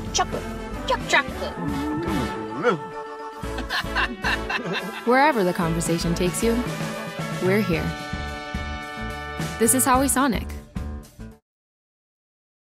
The outlook for overpriced pizza has never been better. Who's gonna stop us? Sir, Little Caesars has the lowest price pizza delivered, guaranteed. We're not Big Pizza, we're Little Caesars. Get $5 off your first delivery. Pizza, pizza. Parmesan, Asiago, and fresh mozzarella. All this cheesing is rather pleasing. Yep, tastes like $1 million. Pepperoni cheeser, only $7. Pizza, pizza. Hey Indian fans, I'm Ricky Murphy, real estate agent, Tommy Morgan Realtors, and I'm also a proud alumni of the All-American Marching Band. Etowama Community College was my home for 2 years, and where you decide to make your home will be one of the most important decisions of your life. Whether you're looking to create a plan to buy your first home, or if you're ready today to make a move into your forever home, give me a call or send me a message so we can discuss your next move. And for my family, Roll Tide!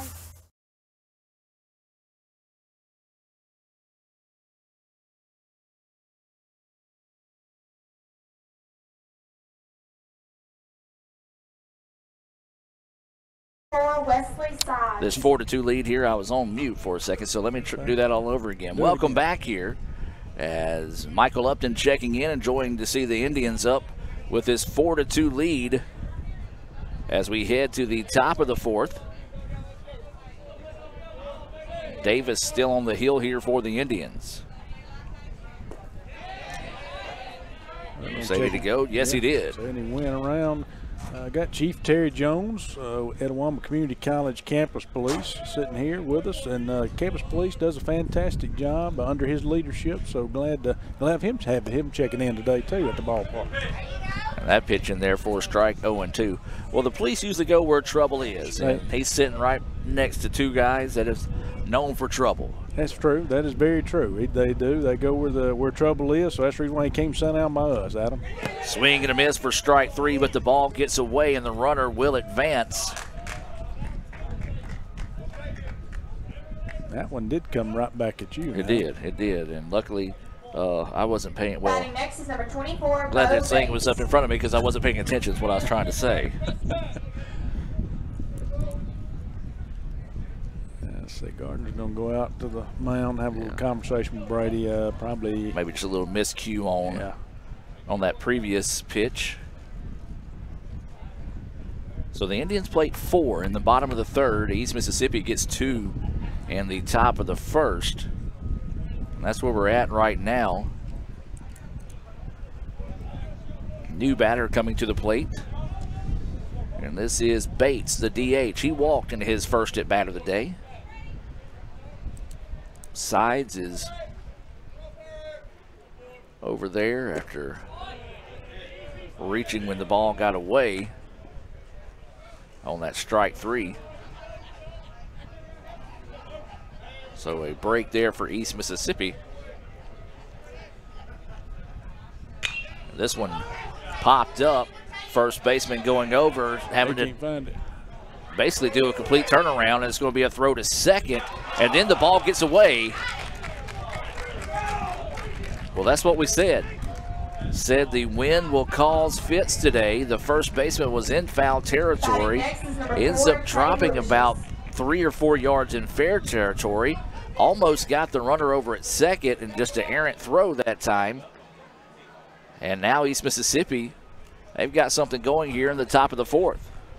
Yeah, first baseman had gone too far. Obviously, was like you said, was in foul territory. The ball moved back into fair territory. Second baseman wasn't in position, obviously, to come back over and make the catch. And it was just one of those tough plays with this wind that's blowing through today in Fulton. So just makes it tough out there.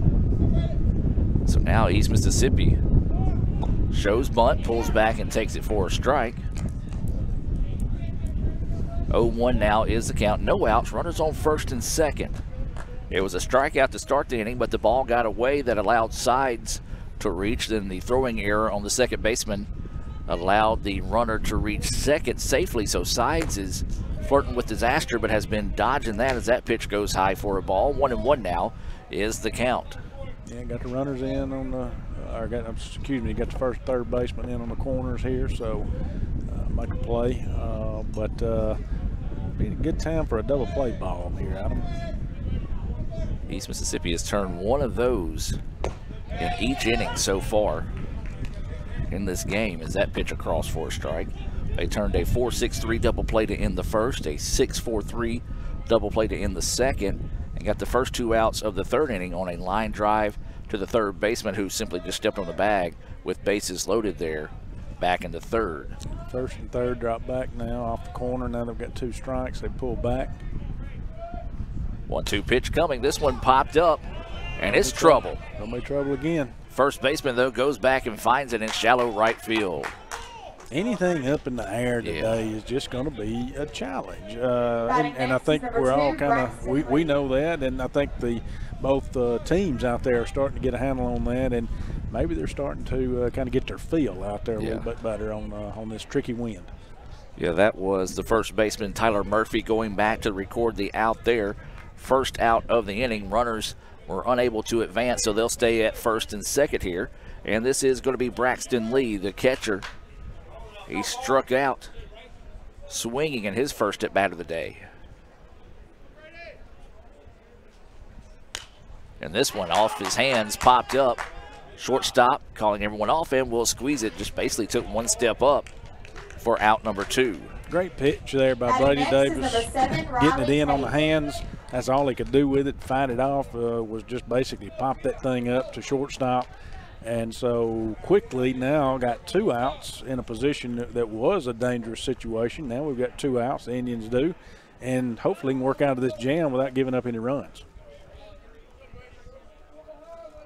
So Davis checks the runner at second, delivers a fastball, missing low at the knees, but again, it's on that outside part of the plate. And the umpire's been consistent there all day. He's just not giving that outside corner. Not giving it at all. A good pitch on the like I say, good pitch by the Brady, but umpire's not calling it. So 1-0 is the count here to Tate. Fouls this one back and evens up the count now at 1-1. Tate singled but was caught stealing to end the second inning. So now the count goes 1-1 here with 2 outs. Runners on first and second. Indians lead this one 4-2 in the top of the 4th inning.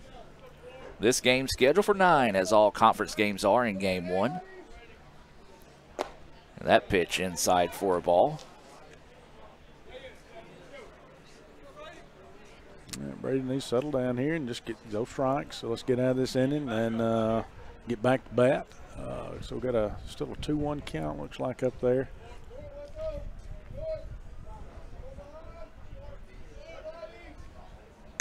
And this one blistered left side. Left fielder's going to have to go back, and it's going to be off the wall. 1 run will score. They're going to ask 2 runs to score, and we're going to have a tie ball game. That's going to be a double off the bat of Riley Tate, and a timely hit there. We're tied at 4. Yeah, that one was up in the zone, in strike zone. He was able to turn on that and drive it over Hayden Harris out there in left field, which basically I think it hit at the bottom of the wall down there out in left field, and easily drove in 2 runs. So game tied 4-4. Yeah, errors coming back to haunt the Indians here. And a good job by East Mississippi taking advantage of those opportunities. Clutch 2-out hit there by Tate, his 2nd hit of the day.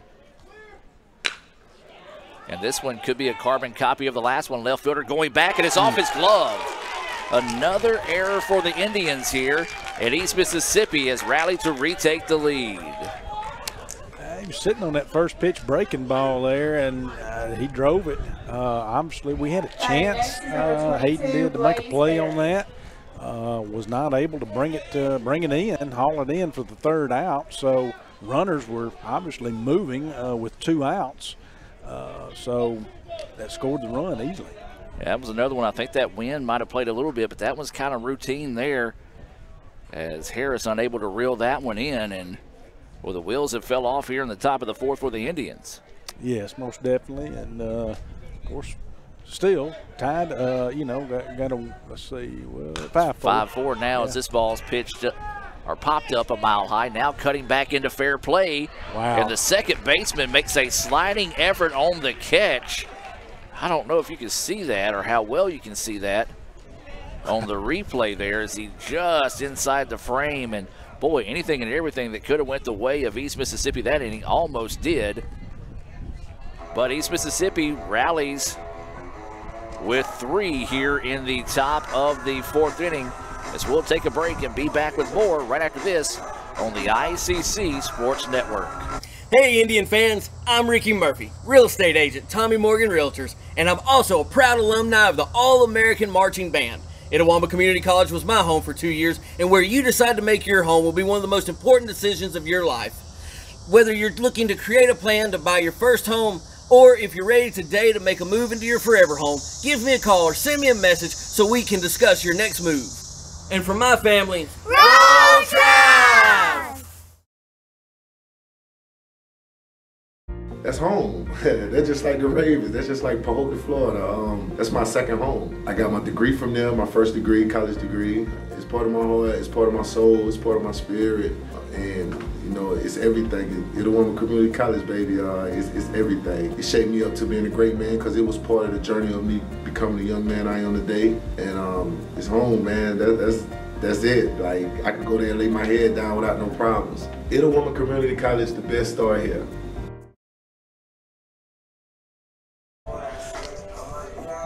And welcome back, ladies and gentlemen. Wild one brewing here, is all we can say right now, Brad, is anything you can do, I can do better. Indians score 4 in the bottom of the 3rd. East Mississippi answers with 3 in the top of the 4th. And they retake the lead now 5-4. It's Drew Capobianco to lead us off here. He'll be followed by Lane Domino and Riley Davis, as that first pitch missing low for a ball. Swung on a miss for a strike there. 1-1 now is the count. Yeah, every opportunity, if you're listening to us and you can make it out to the field today, come see this game. Like I say, got a good one going, as Adam mentioned, so come see us. And that one in there for a strike. 1-2 now is the count here to Capobianco. Well, they're moving to the top of the 7th in softball, and ICC maintaining an 8-5 lead there in game 1 at East Mississippi. Is that pitch missing? And 2-2 now, I believe, is the count. Or was that a pitch? Yeah, it was. He lost his footing. The pitcher kind of did and kind of got away from him there. So definite ball.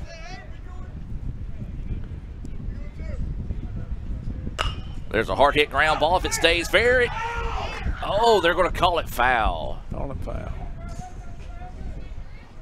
Well, it was a half-hearted foul call that time by the infield umpire, and Capobianco half-heartedly pled his case, but we'll dig back in here with a 2-2 count. Wind gusting again here at the ballpark as it has all day. That one inside for a ball. That's a hard take right there. That was, especially after he called it a strike earlier. And I think he's got, he got 2 strikes? Yeah, 3-2 now is the count. And this one jammed him a little bit. Pitcher finds it, will run over and toss it for the putout. So 1-3 on the putout of Capobianco to start the inning here, and now to be Lane Domino due up here for the Indians. Lane Domino. Turn around, Adam. Looks like we've also got some women's volleyball players out here supporting us too, behind over my right shoulder. So got some women's basketball and women's volleyball here. Again, love to see our athletic program supporting each other. Volleyball will be on the road tomorrow night at Pearl River, and then they'll play in a round robin or a tournament down at Coastal Alabama Friday and Saturday. Of course, we'll try to find out if there's links to those, and if they are, we'll have those to you there on social media. This is Lane Domino, 2 for 2 on the day with a double and a run scored. All-speed pitch, and he was well ahead of that one. 1-1 now is the count. Tough to lay off that pitch. Lane's had a couple of hits from going down and getting those low pitches today and driving them, and so that one was just a little too low. Lane went down after it and couldn't make the contact. So 1 ball, 1 strike. Domino gets this one off the edge of the bat, frustrated with himself there, and back-to-back putouts now by Caskey. 1-3 again on the putout there. Yeah, you know, hit the good pitch. Again, just caught the outside part of the bat. Didn't get anything solid where the pitcher was able to make a play on it and get the easy out at first on Lane Domino. And so now to be Riley Davis coming to the plate here, try to spark a 2-out rally for the Indians. Back-to-back groundouts to the pitcher.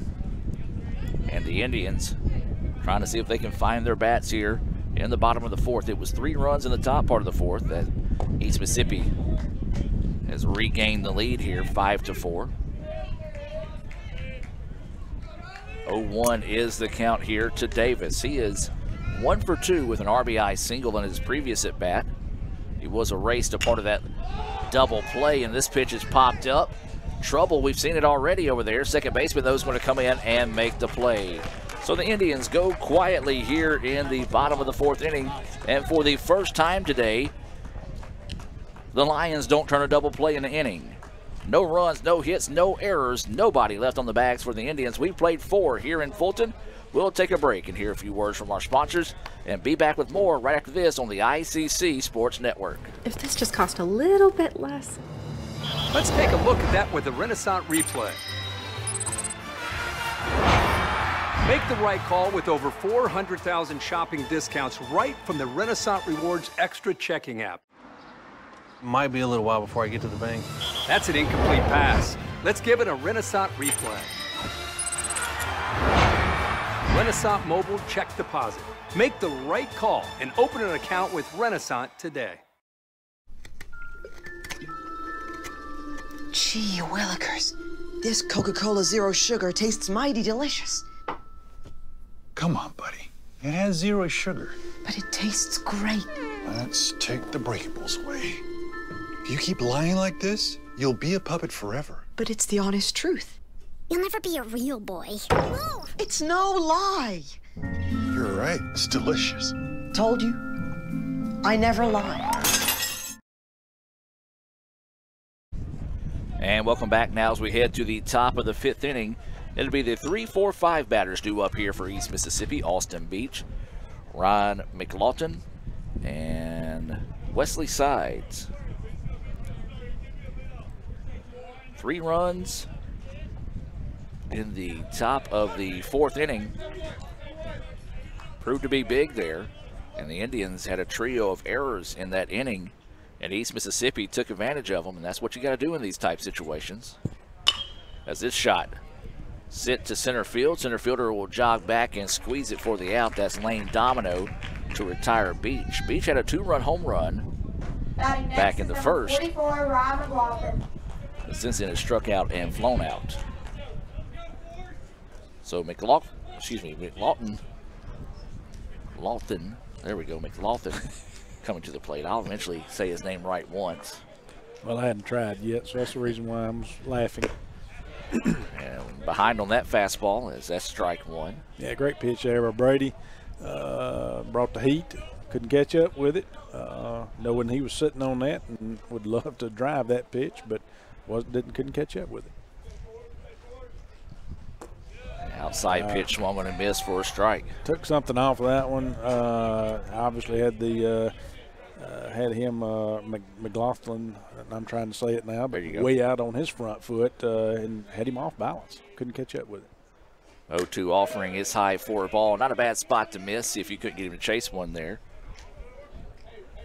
But now, today like that, when you put one up in the zone, you know, they're going to be more apt to try to go for it, see if they can drive that. So awaiting the 1-2 offering here from Davis. And it hit him. That's a ball that just twisted on the inside and found the batter that time and pass over to first base. Batting next is number 34, Wesley Sides. And this will be Wesley Sides now at the plate here for East Mississippi. Lady Mo slipping the way of East Mississippi here over the last inning and a half. Indians need to see if they can find a way to get out of this inning with no damage done. They trail it 5-4 here in the top of the 5th inning in game 1, scheduled for 9 innings here. That pitch high for a ball. Indians starting to get someone loose in the bullpen. I believe that might be Monaghan. Yeah, that's what I was trying to look and see. I couldn't tell who it is, but he's starting to get loose down there. So 1-0 is the count with 1 out and a runner at first. That pitch right in there for a strike. 1-1 now is the count. Softball update. They're in the top of the 7th, and the Indians are up 10-5 with runners on 2nd and 3rd. So softball trying to take care of business there in game 1 in Scuba. 1-1 pitch, and oh, that one just would not turn over for him as it hangs up high for a ball. Saw Davis a little upset with himself after he couldn't get that one in the zone. Yeah, got to get that down. Like you say, got to get on top and bring that down when you follow through and get it on in the zone for it to be called strike. And this one lifted. Right fielder going to have to come charging in, but instead it's going to be shallow enough that the second baseman was able to get to it. Again, that wind just playing heck with the ball there. As that one looked like it was going to get out to right field. So if you hit anything to the right side of the field today and get it out of the ballpark, good on you. Yeah, that wind is definitely tricky and in different directions out there. So that's kind of why they've had difficulty, the Indians have, with the Bermuda Triangle back there. That pitch inside for a ball. Yeah, it's blowing out dead center, but it's almost like the wind splitting from the grandstands where left side of the field is blowing out, but for the right side of the field is blowing more and in towards center. That's right. So the wind is most definitely just whipping all over the place. That pitch in there for a strike. 1-1 now is the count. Because, yeah, that ball he just hit, it should have been just a little flare out to right field, but ended up in shallow right, reeled in by the second baseman. Yeah, when he first hit it, I really thought the right fielder was going to make the play on that one, but it's just like the second baseman, Davis. He was just able to just kind of get out there. Not Davis, excuse me, but Carter was able to get out there and make a play on it. This one foul back, and now the count goes 1-2 here on Sides. They got a pitcher's count here with Brady, so you can afford to waste one here in a sense, if you want to call it that, but keep one out of the zone and see if we can get him to chase something. Side reached on an error in his previous at bat. He's also struck out. And This one lifted to the right side. Meeks drifting over and will squeeze it for out number 3. So the Indians get around a little bit of trouble there. That was actually Bates who was out in that sense. We move to the bottom of the 5th inning, where it's Harris, Carter, and Murphy due up for East Mississippi. We'll take a break and hear from the Orthopedic Institute of North Mississippi and be back with more right after this on the ICC Sports Network. Everyone has a unique story to tell. Maybe your story has you performing your new song in front of a crowd, getting to play your favorite sport, or enjoying a horseback ride in the country. At Orthopedic Institute of North Mississippi, our group of skilled surgeons understand your need to continue your story. That is why we are the preferred choice for orthopedic care. Thank you for choosing us. Our story is you. Orthopedic Institute of North Mississippi. Davis Ford in Fulton is your Ford dealer for new cars, trucks, and SUVs and has a wide inventory of certified pre-owned vehicles. Find your next dream car or truck from our Ford showroom or go online to davisfordsales.com and search our new and used inventory to see what is on our lot. So stop by and test drive the all-new fuel-efficient Ford Focus or Ford Fusion or the new Ford Explorer or F-150. Go further with Davis Ford, 904 West Main Street in Fulton or online davisfordsales.com. And welcome back now as we move to the bottom of the 5th inning here. ICC trailing at 5-4. Number 21, Hayden Harris. As Hayden Harris will be up first here for the Indians. We're in the bottom of the 5th. This game, as we said, scheduled for 9 innings in the first game of the doubleheader. The second game scheduled for 7. That pitch going to miss low for a ball. Yeah, good act, good patience still on the part of Hayden. Get in there and obviously take that ball. Harris just couldn't hold off on that off-speed pitch. 1-1 now is the count. He is 0 for 1 on the day, hit into a double play to end the first inning. He did walk and score a run in his previous at-bat. That was back in the 3rd. Rips one there, shortstop. Gloves it, throws over, in time for the putout. 6-3 for those of you scoring at home. And for 5 straight batters now have been retired. As the Indians' bats have gone quiet here. Yeah, Indians need to find a little spark here and with their bats and get those heated back up to where they had them back in the 3rd inning and see if we can put some more runs on the board.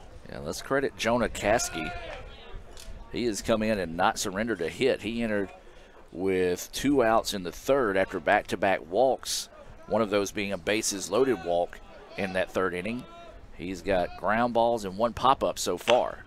And there's another one. And it's going to be a 3-1 put out here of Carter.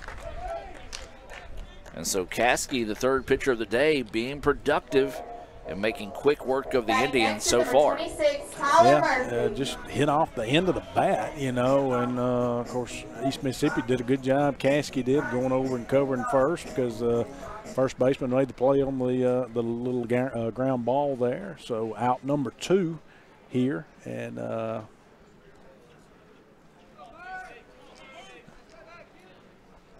that pitch going to miss for a ball, as this is Tyler Murphy. Murphy has a single to his record. He also lined into a double play back in the 3rd inning. 1-0 is the count. Beautiful breaking pitch in there for a strike. Yeah, he's got that breaking pitch. Caskey does. Again, to his record, he does have that breaking pitch working in there good, and the Indians haven't quite figured out that breaking ball. That pitch low for a ball. 2-1 now is the count here to Murphy. Well, it was Gardner who started the day off. He is no longer off on the hook for a loss. Robbins came in, and he's going to get a no decision on the day as a breaking pitch swung on and missed there. And right now, Caskey is the pitcher of record where we're currently at now here in the 5th. Brady Davis still on the hill here for the Indians. 2-2 pitch coming. This one popped up. First baseman's going to go over, and now the second baseman calls him off and makes the play. Another 3-up, 3-down inning there for the Indians. Caskey getting it done here for the Lions. We've played 5 in Fulton, and ICC trails it 5-4. We'll take a break, and when we come back, it'll be the top of the 6th inning with the 7, 8, 9 batters scheduled up for East Mississippi: Lucius, Lee, and Tate. Let's take a break in here from Renaissance Bank and be back with more right after this on the ICC Sports Network. Ooh, fumble. Let's give her a Renaissance replay. Make the right call with Renaissance and get cell phone protection with Renaissance Rewards Extra Checking. Sign up today. $5 for my own money? That's a bad call. Let's give him a Renaissance replay. Sign up for Renaissance Rewards Extra Checking with ATM refunds today. Everyone has a unique story to tell. Maybe your story has you performing your new song in front of a crowd, getting to play your favorite sport, or enjoying a horseback ride in the country. At Orthopedic Institute of North Mississippi, our group of skilled surgeons understand your need to continue your story. That is why we are the preferred choice for orthopedic care. Thank you for choosing us. Our story is you. Orthopedic Institute of North Mississippi. And welcome back now as we head to the top of the 6th inning. 7, 8, 9 batters due up. And it'll be Lucius starting things off here for the Lions. 0 for 2 on the day. He's grounded out to the third baseman to end the first inning. He's also popped up to first. So he'll be starting things off here on a windy afternoon on Tuesday. A beautiful day, though. Chamber of Commerce-like day here in Fulton. It's Davis' first pitch, grounder to the shortstop. Gloves, throws over in time for the putout, 6-3. Great play to start the inning off by the Indians, letting that defense take control and play behind Brady. And so good pitch, good out. So good start for the Indians to at the top of the 6th here. Braxton Lee at the plate now. He's popped up to the shortstop in his previous at bat. He struck out to start the 2nd inning. Takes a look at that pitch in there for a strike. Yeah, great fastball right there, in on the inner side of the plate there, and strike 1. So 0-1 is the count here to Lee, who is catching in the first game of the day. Can't catch up with the fastball there. Behind the count now, 0-2.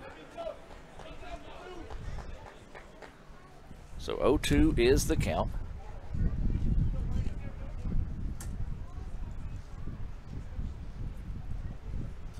Just want to almost a throwaway pitch there, just see if you couldn't even chase one. That one a little bit too high and outside to tempt him. 1-2 now. It was. You're right, Adam. He's set up on the outside part of the plate. Gardner set up out there. Brady hit his spots. This one lifted to center field, and it's carrying deeper than it should have as Domino able to adjust and make the play. Now, we're saying that. We're not saying that in the slight to any player today. We're just saying when the ball gets in the air, it's quite the adventure if you can get it high enough in the air, and that was one of them. Again, carries it about 5-6 foot, and then it normally deeper than it normally would go on a normal day here at Crescent Field. Yeah, it's like you said. You put it best when you said it's an adventure, and I'm sure that's what both sides are dealing with, not just the Indians. So both sides are dealing with it. Well, here comes trouble as that pitch is on the outside corner for a strike. And trouble goes by the name of Riley Tate. He is 1 for 2 on the day. He had a 2-run double back in his previous at bat in the 4th. He singled but was caught stealing as that pitch inside nearly hit him as he just knifes out of the way there. And things are starting to get interesting in softball as there was a double down the line to right field. And there is a blast to right field of our own here. Meeks jogging back and squeezes it for the out. It's in the bottom of the 7th. East Mississippi trailing 10-7 to ICC in softball. Your situation here is we'll go to the bottom of the 6th, and ICC trails East Mississippi 5-4. We'll take a break and hear from Coke and be back with more of our sponsors, more right after this on the ICC Sports Network.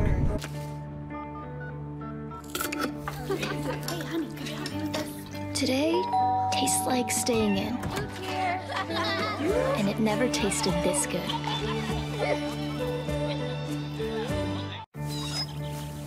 know what I remember when you were born? Today tastes like a Sunday ritual. And it never tasted this good. The outlook for overpriced pizza has never been better. Who's gonna stop us? Sir, Little Caesars has the lowest price pizza delivered, guaranteed. We're not Big Pizza, we're Little Caesars. Get $5 off your first delivery. Pizza, pizza. Parmesan, Asiago, and fresh mozzarella. All this cheesing is rather pleasing. Yep, tastes like $1 million. Pepperoni cheeser. Only $7. Pizza, pizza.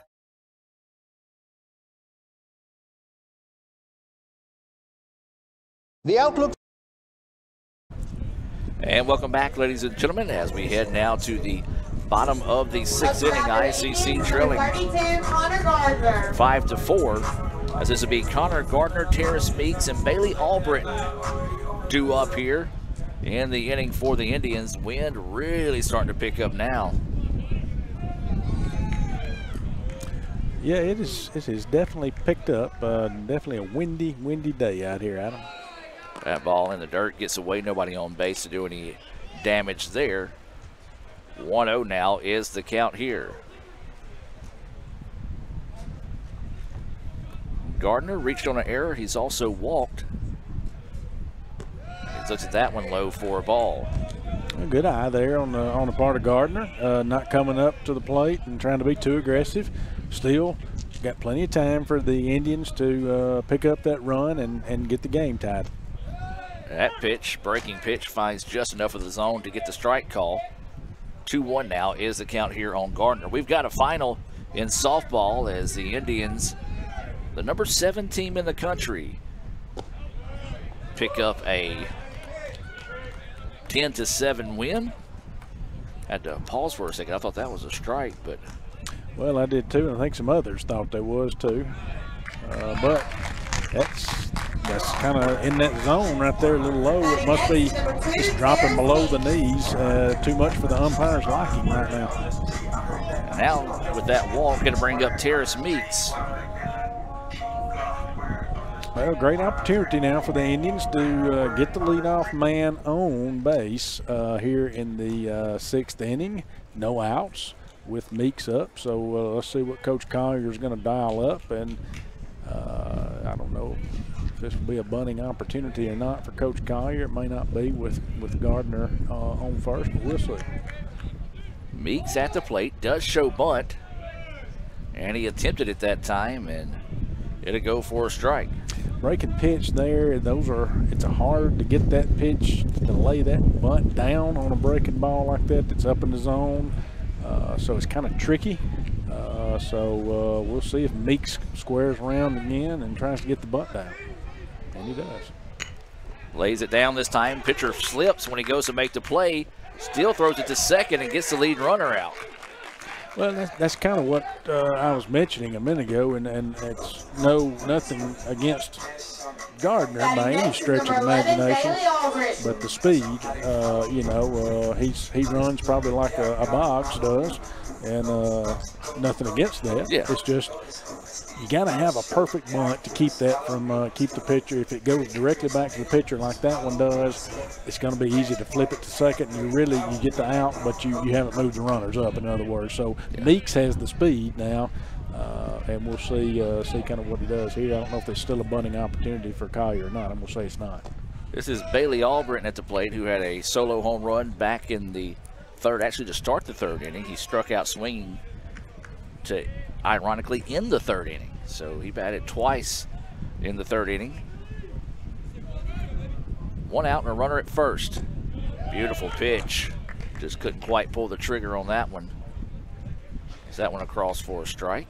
Caskey's really throwing that breaking pitch in there, and he's got ICC off right now with our bats on that breaking ball. We said it last inning, same thing this inning. So that pitch high and inside for a ball. I believe the count goes 2-1 here. We'll see if the umpire shows it. Yes, it is. 2-1 is the count here on Albritton.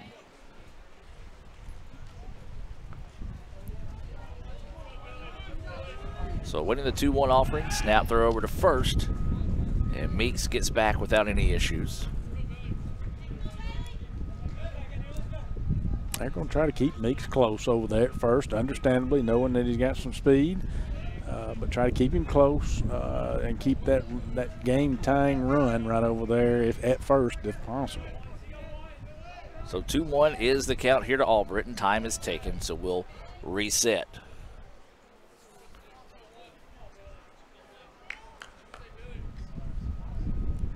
Meeks takes a lead over at first base. Albritton awaiting the 2-1 offering. He looks at it, and it's low for a ball. 3-1 now goes to count. Catcher's doing a good job there, too, for Lee for East Mississippi. Getting out there again and ensuring that the ball does not get by him. Ooh. This one blistered but foul. Well, if that one stayed fair, we've got a tie ball game, but yeah, rip foul that time. That one would have stayed fair. Would have found the corner down there, and you're right, Adam. We would have gotten Meeks in. That would have been a game-tying run, game-tying hit right there. So 3-2 now is the count here to Albritton. Meeks is at first. There is one out here.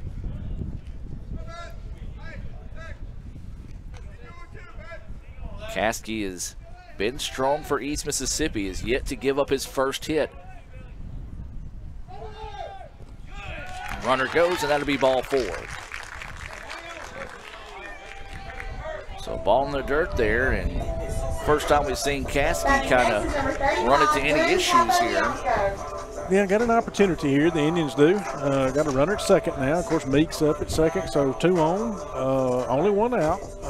So still got an opportunity to do some damage. So we can just get, I guess like you say, it was kind of Caskey's first hiccup so far, if we want to call it that. And if see if that continues, if the Indians can keep him off balance here.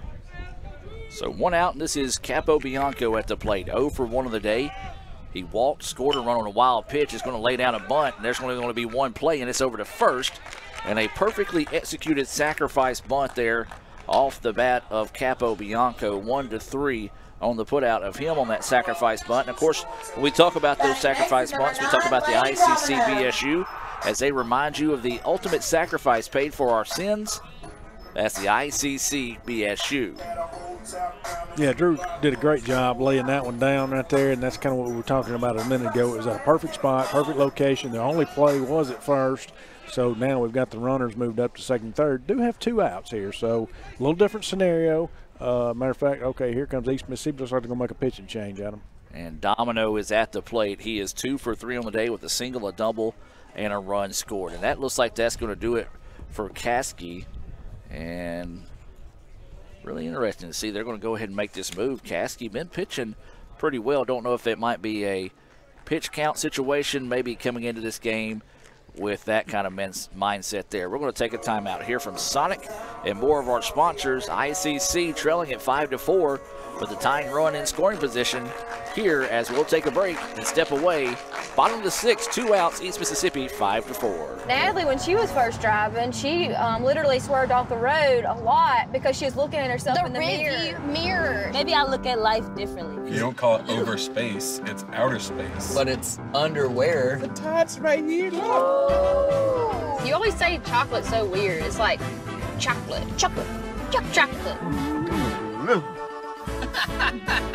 Wherever the conversation takes you, we're here. This is Howie Sonic. Hey Indian fans, I'm Ricky Murphy, real estate agent, Tommy Morgan Realtors, and I'm also a proud alumni of the All-American Marching Band. Itawamba Community College was my home for 2 years, and where you decide to make your home will be one of the most important decisions of your life. Whether you're looking to create a plan to buy your first home, or if you're ready today to make a move into your forever home, give me a call or send me a message so we can discuss your next move. And for my family, Roll Tribe! So when are you going to give me back for the pizza? Oh, personal foul. Let's give him a Renaissance replay. Make a successful handoff when you transfer funds to friends and family with Zelle and the Renaissance mobile app. Let's give him a Renaissance replay. Make the right call for 24/7 roadside assistance and sign up for Renaissance Rewards Extra Checking today. And welcome back, ladies and gentlemen, as we head now, or actually we stay in the 6th inning with 2 outs. Runners on second and third here for the Indians. New pitcher in the contest is Dylan Scott. Looking over the stats, we didn't see anything, so this could be Scott's first appearance on the season. Yeah, not showing anything. Of course, he is from West Point, Oak Hill Academy again. Same place Caskey came from, that area. So if he throws similar to Caskey down in that area, we Indians may have their work cut out for them again. Well, 2-out hitting has been an issue for the Indians this season, as they're going to say Domino held off on that one. They're going to appeal to the middle of the field, and that's a tough angle to appeal on. Some of the East Mississippi fans not too happy with that call, and I can't say that they don't have an argument in that. It was a borderline call going in favor of the Indians. Domino looks at that pitch, low and outside, 2-0 now is the count. Yeah, got patience there by Lane. Good patience there to continue to battle. And like I say, 2 outs, second and third. Be a great opportunity for the Indians to get a run in here. A wicked breaking pitch, Brad. That's what we noticed in his warm-ups is he's got a pretty nasty hook that can break from various angles. So that could make Scott difficult here, but finds himself in a 3-0 count to Domino. Domino taking the whole way that time as that one goes down the middle. 3-1 now is the count here to Lane Domino. Yeah, got a 3-1 count, as we always said. Again, even though it's 3-1, it still needs to be that good pitch, that perfect pitch at Lane that you want to drive. So hopefully he finds that perfect pitch here. 3-1 pitch coming. There it was. Up the middle. We may have a lead here for the Indians. They're going to hold the runner. No, we've only got a tie game. Domino heading to second, and the throw not in time. That's just pure speed right there out of Lane, and smart baseball too, because saw that the play, saw the center field try to throw the ball in there, and of course it was cut off, but it was cut off in a position that Lane was able to advance to second. So again, sitting at the same situation, got an RBI from Lane, but 2 outs. So I say same situation, but now the Indians have tied the game 5-5. But runners are now still at second and third due to the great base running skills of Lane Domino and smart baseball play. Yeah, single advance on the throw. He does get an RBI that scores Meeks, and we're tied now at 5-5. That pitch missing low and outside. That's a ball, as this is Riley Davis at the plate. Well, a clutch hit there for Domino. Davis trying to follow suit here to see if he can help the Indians take the lead. That pitch hangs up high for a ball. 2-0 now is the count. 2-0, and as we've said, we don't have any stats on Scott. Don't know if this is his first game experience or not as far as playing at East, so he may have a little nerves at him. I don't know. So waiting the 2-0 offering here. That one a beauty. At the knees, called a strike. 2-1 now is the count here to Davis. Davis does have an RBI single on the day already. He's 1 for 3. Would love to find his second hit here, especially with all the speed that's on the bases right now. Looks at that one. Checked his swing. Called a ball. Tough pitch to lay off of there. Riley did a good job of laying off of it. Again, the umpire still has not been calling that that same pitch all day. So 3-1 offering come to Davis. And it's high for a ball, and the Indians got bases loaded now. Well, I'm going to say it, and it's not going to be anything that ICC fans like to hear, but sometimes the truth is what it is. The Indians have struggled with bases loaded this year. They have not been able to come up with some timely hitting, and Hayden Harris hoping to come up with a timely hit with his first hit of the day here with bases loaded and 2 outs. Yeah, now's a great time. I mean, to get out of that jam or that slump that we've been in with the bases loaded, let's poke ourselves out of that thing. That pitch inside for a strike. 0-1 now is the count here to Harris. Good pitch there by Scott. It was on the inside part of the plate, not one unless you really turn it. You'd have to turn on it to drive that pitch. There's that wicked Curveball there. 0-2 now is the count. Davis 0 for 2 with a walk and a run scored. He did hit into a double play to end the first. East Mississippi turned a double play in the first 3 innings of this game. Got to protect the plate here. 0-2 pitch, not a bad spot to miss. High for a ball. 1-2 now is the count here to Harris, the left fielder. Yeah, it was a great 0-2 pitch.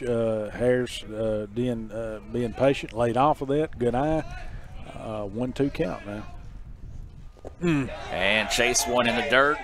It's not open. He's going to step on the plate. And again, the Indians leave bases loaded. That's been the tail of the tape for the Indians all season long. And Coach Collier frustrated as he heads to the dugout. We're tied at 5 as we've played 6. We'll head to the top of the 7th. This one's scheduled for 9.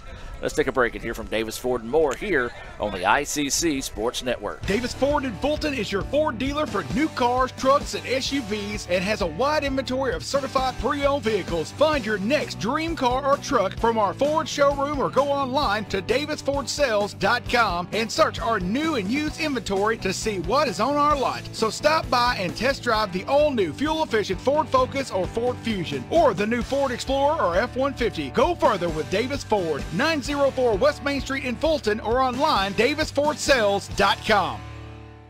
Natalie, when she was first driving, she literally swerved off the road a lot because she was looking at herself in the mirror. Maybe I look at life differently. You don't call it over space, it's outer space. But it's underwear. The tots right here. You always say chocolate's so weird. It's like chocolate.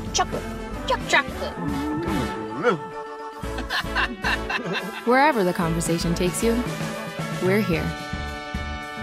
This is Howie Sonic. And welcome back to action as we head to the top of the 7th inning. Davis still on the hill here for the Indians.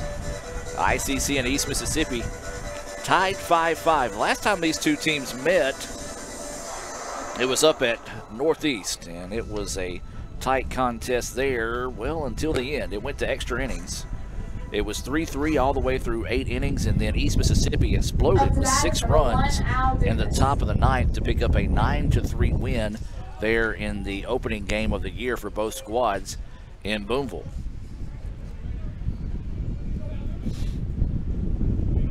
Have you heard us talk about the wind today as it continues to blow here at the ballpark?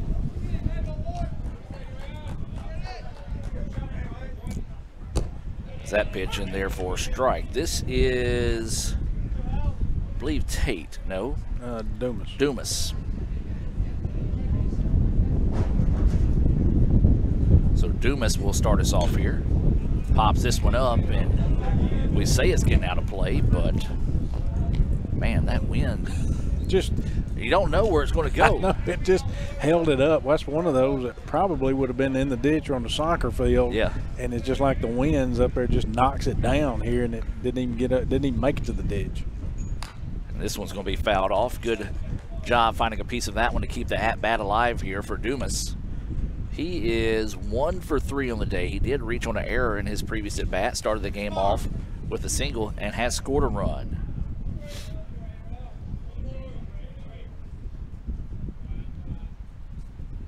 That pitch outside.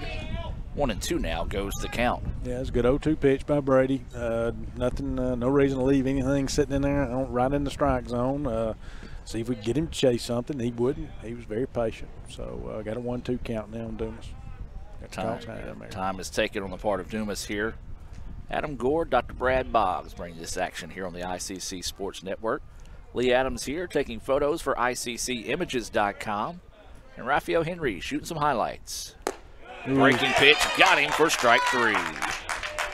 Well, he hasn't called that outside corner very much today, and that time he decided to. Yeah. And Dumas didn't like the call.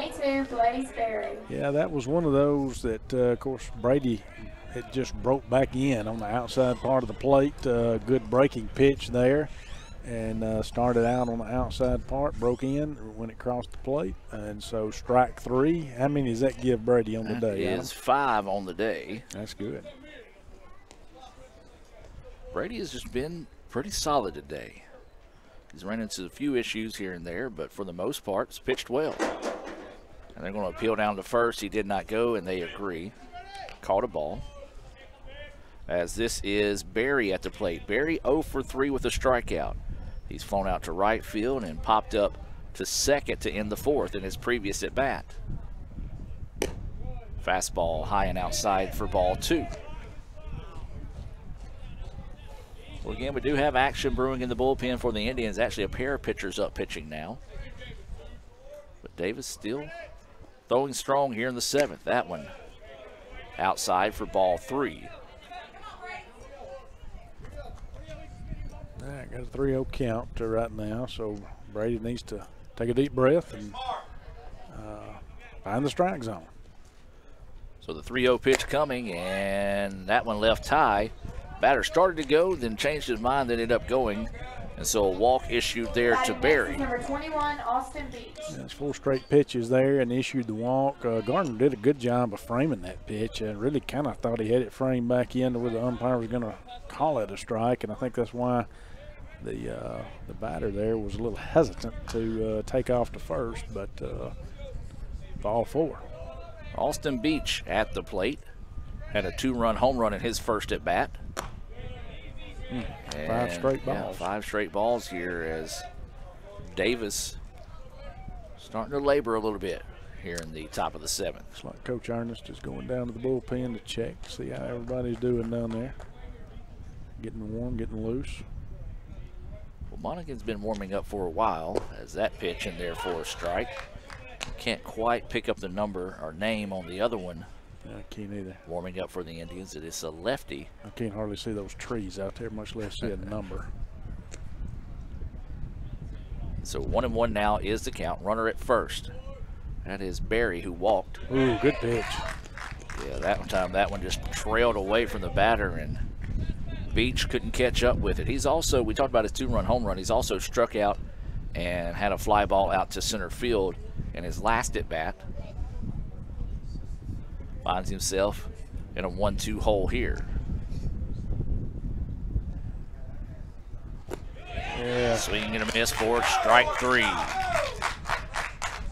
Same type of pitch, basically, that he swung and missed on the previous pitch. So they found a little hole there with Beach and was able to get him out. So strike 3, and that is at now 6 Renaissance. Yep. Strikeouts. So good for Brady. 2 outs now. Renaissance Bank, the bank that understands you. RenaissanceBank.com. As this is McLaughlin coming to the plate. Ball's inside and can't find it. Runner thought about going, end up going back. Kind of frustrated with himself that he didn't get a better read on there as the ball was just between the legs of McLaughlin. Yeah, Gardner did a good job of keeping it in front as far as keeping the ball out there in front and not going to the backstop. So just enough to hold the runner at first, even though Gardner was having trouble finding it and locating it. That pitch in there evens the count now at 1-1. 1 ball, 1 strike, and 2 outs. Runner at first base. That's Barry, who walked. There's been a pair of strikeouts here in this inning for the 2 outs. Of course, those strikeouts being brought to you by Renaissance Bank.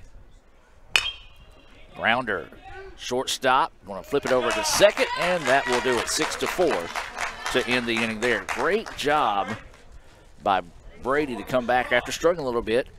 Get a couple of strikeouts and a ground out to end the inning. We head to the bottom of the 7th. 5-5 is the score. I believe it's going to be Carter, Murphy, and Gardner due up for the Indians. Let's take a break. And you know what? We're going to hear from Renaissance Bank and more of our sponsors right after this on the ICC Sports Network. So when are you going to get me back for the pizza? Oh, personal foul. Let's give him a Renaissance replay. Make a successful handoff when you transfer funds to friends and family with Zelle and the Renaissance mobile app. Let's give him a Renaissance replay. Make the right call for 24/7 roadside assistance and sign up for Renaissance Rewards Extra Checking today. Davis Ford in Fulton is your Ford dealer for new cars, trucks, and SUVs and has a wide inventory of certified pre-owned vehicles. Find your next dream car or truck from our Ford showroom or go online to davisfordsales.com and search our new and used inventory to see what is on our lot. So stop by and test drive the all-new fuel-efficient Ford Focus or Ford Fusion or the new Ford Explorer or F-150. Go further with Davis Ford, 904 West Main Street in Fulton or online davisfordsales.com. And welcome back out of the timeout now as we head to the bottom of the 7th inning. For the Indians is number 5, Kylan Carter. And it will be Kylan Carter, Tyler Murphy, and Connor Gardner due up here for the Indians in the bottom of the 7th. This game, if you're just now joining us, is the first game of the day, so it is scheduled for 9 innings here in Fulton. Carter 0 for 3 on the day. He did reach on an error. Swings on the first pitch he sees, pops it up to the right side. Right fielder charging in, calls off the second baseman and makes the play. Well, that second baseman got out there in a hurry, but that's how the wind just carries it even more and lets it just hang up there. Yeah, and of course Kylan swinging on the first pitch and not able to, get it in for a base hit or, basically just kind of getting under the ball right now the way the Indians are swinging the bats. And so Indians have got to get their timing down here. Yeah, the Indians have only gotten 1 hit in the last 9, 10, 11, 12, 13, 20 plate appearances. Dang. Now the Indians got to get that, got to get their timing down right now. As I said, they're off on their timing. Of course, these Mississippi pitchers, not to take any credit away from them, they've done a good job of keeping our timing off. Yep, and that 1 hit in those 20 at bats belonged to Lane Domino, and it was an RBI to tie us up at 5. That pitch missing low and outside as the wind decided to pick up again here at Crescent Field.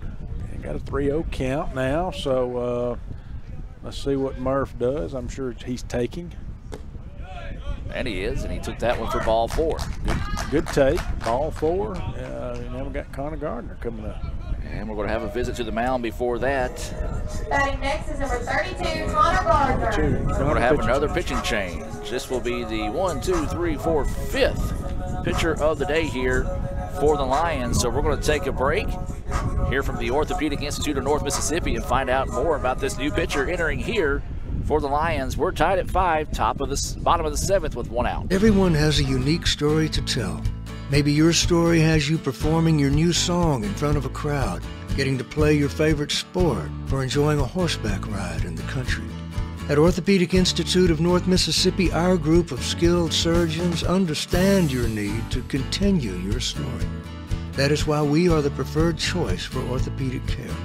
Thank you for choosing us. Our story is you.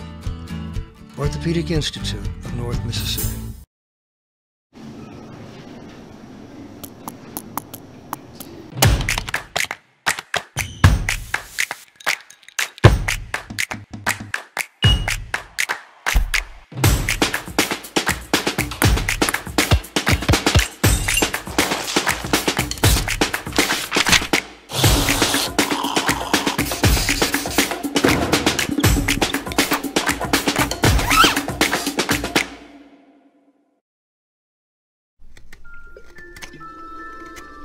Gee willikers, this Coca-Cola Zero Sugar tastes mighty delicious. Come on, buddy. It has 0 sugar. But it tastes great. Let's take the breakables away. If you keep lying like this, you'll be a puppet forever. But it's the honest truth. You'll never be a real boy. No, it's no lie. You're right. It's delicious. Told you. I never lie. Here, you can be your best. The best train here. Learn here. Succeed here. Perform here. Win here. Thrive here. Itawamba Community College. The best start here. And welcome back As the new pitcher in here is Austin Garrison, number 19 for East Mississippi. You got any stats on him over there? Yeah, got, of course, Austin is a freshman, Gulfport, Mississippi. Went to Gulfport High School, and so he hasn't thrown much. He's kind of a mixture. He does play in the infield as well, but he has thrown 3 innings. As we see ball 1 there, looks like, but he has thrown 3 innings this year. He's given up 1 hit, no runs, no earned runs. He does have 5 strikeouts to his credit as well, as that ball is lifted up. So he hasn't seen a lot of action at him, but he has seen a little bit. So he is being greeted by Connor Gardner. Gardner is 0 for 1 on the day with a pair of walks. Reached on an error back in the second, but was left stranded. A little half-hearted toss over to first. 1-1 is the count after that foul ball. There is 1 out here. That pitch, whoa. I was going to say up, but I think the ICC faithful took care of that one for me. I think that's what Coach Collier's saying down there too, and it was a breaking pitch that stayed up. Did not come back down below the letters there, and but still called a strike. And there was a makeup call. I was to say that was a makeup call. That was a makeup call if I've ever seen one, as that should have been strike 3 call, but instead the umpire giving the Indians a break. Is that pitch outside for a ball? So we've got a count full now, and still got to protect the plate. Who is this? This is Gardner. Gardner. I'm blocked by the umpire, so I can't see the number. Ooh, so that's going to be a walk. So Gardner draws the walk there, and back-to-back walks now. 3rd time today that Gardner has reached on a walk, and this will be Terrace Meeks coming to the plate now. Meeks is 0 for 2 with a walk, an RBI, and a run scored. He did reach on a fielder's choice and scored a run in his previous at-bat. Well, what we've got to do is the Indians, as we've talked about, we've got to find a way to get out of this slump of runners on base and leaving them on base and not getting these runners in. So as Meeks swings through that first pitch there, kind of a slider right there. But we've got to get these runs in, Adam. Yeah, the Indians, they have struggled with runners in scoring position over the last few games, and Coach Collier would love for him to break out of that slump, as you mentioned there, Brad. 0-1 is the count here to Meeks. Runners at first and second. Meeks looks at that pitch. High, 1-1 now is the count. 1 ball, 1 strike, 1 out. Runners on first and seconds. 5-5 contest here.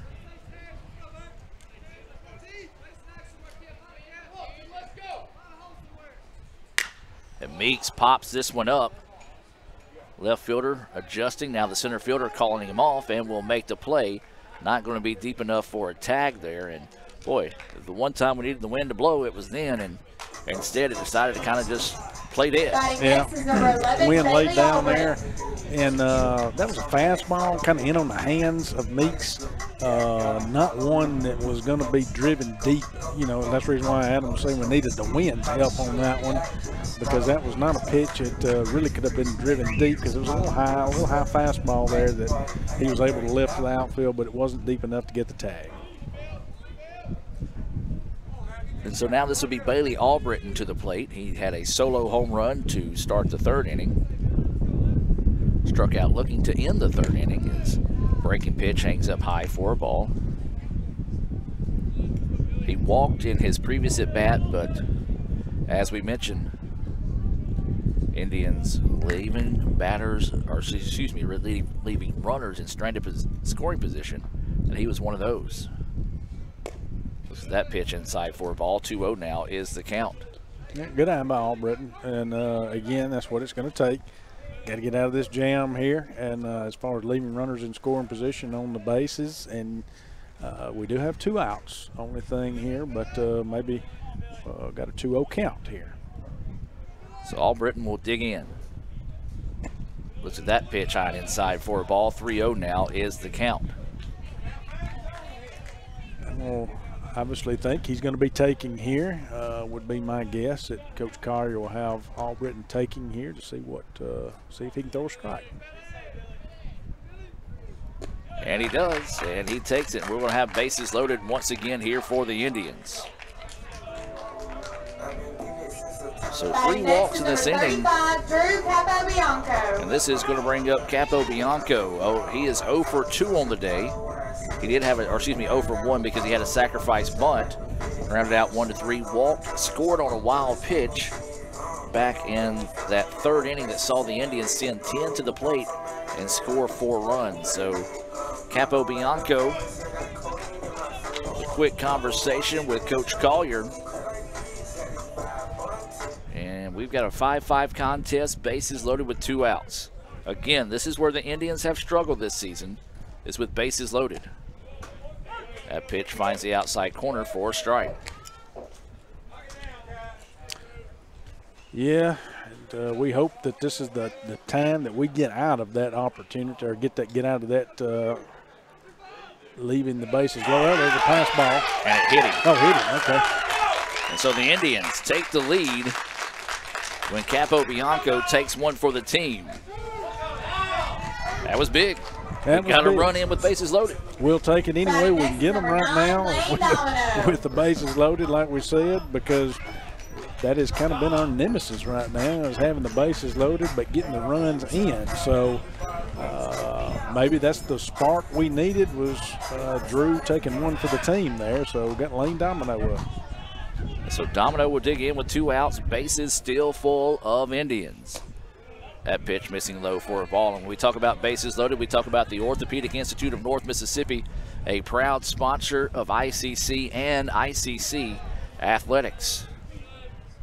1-0 is the count here to Domino.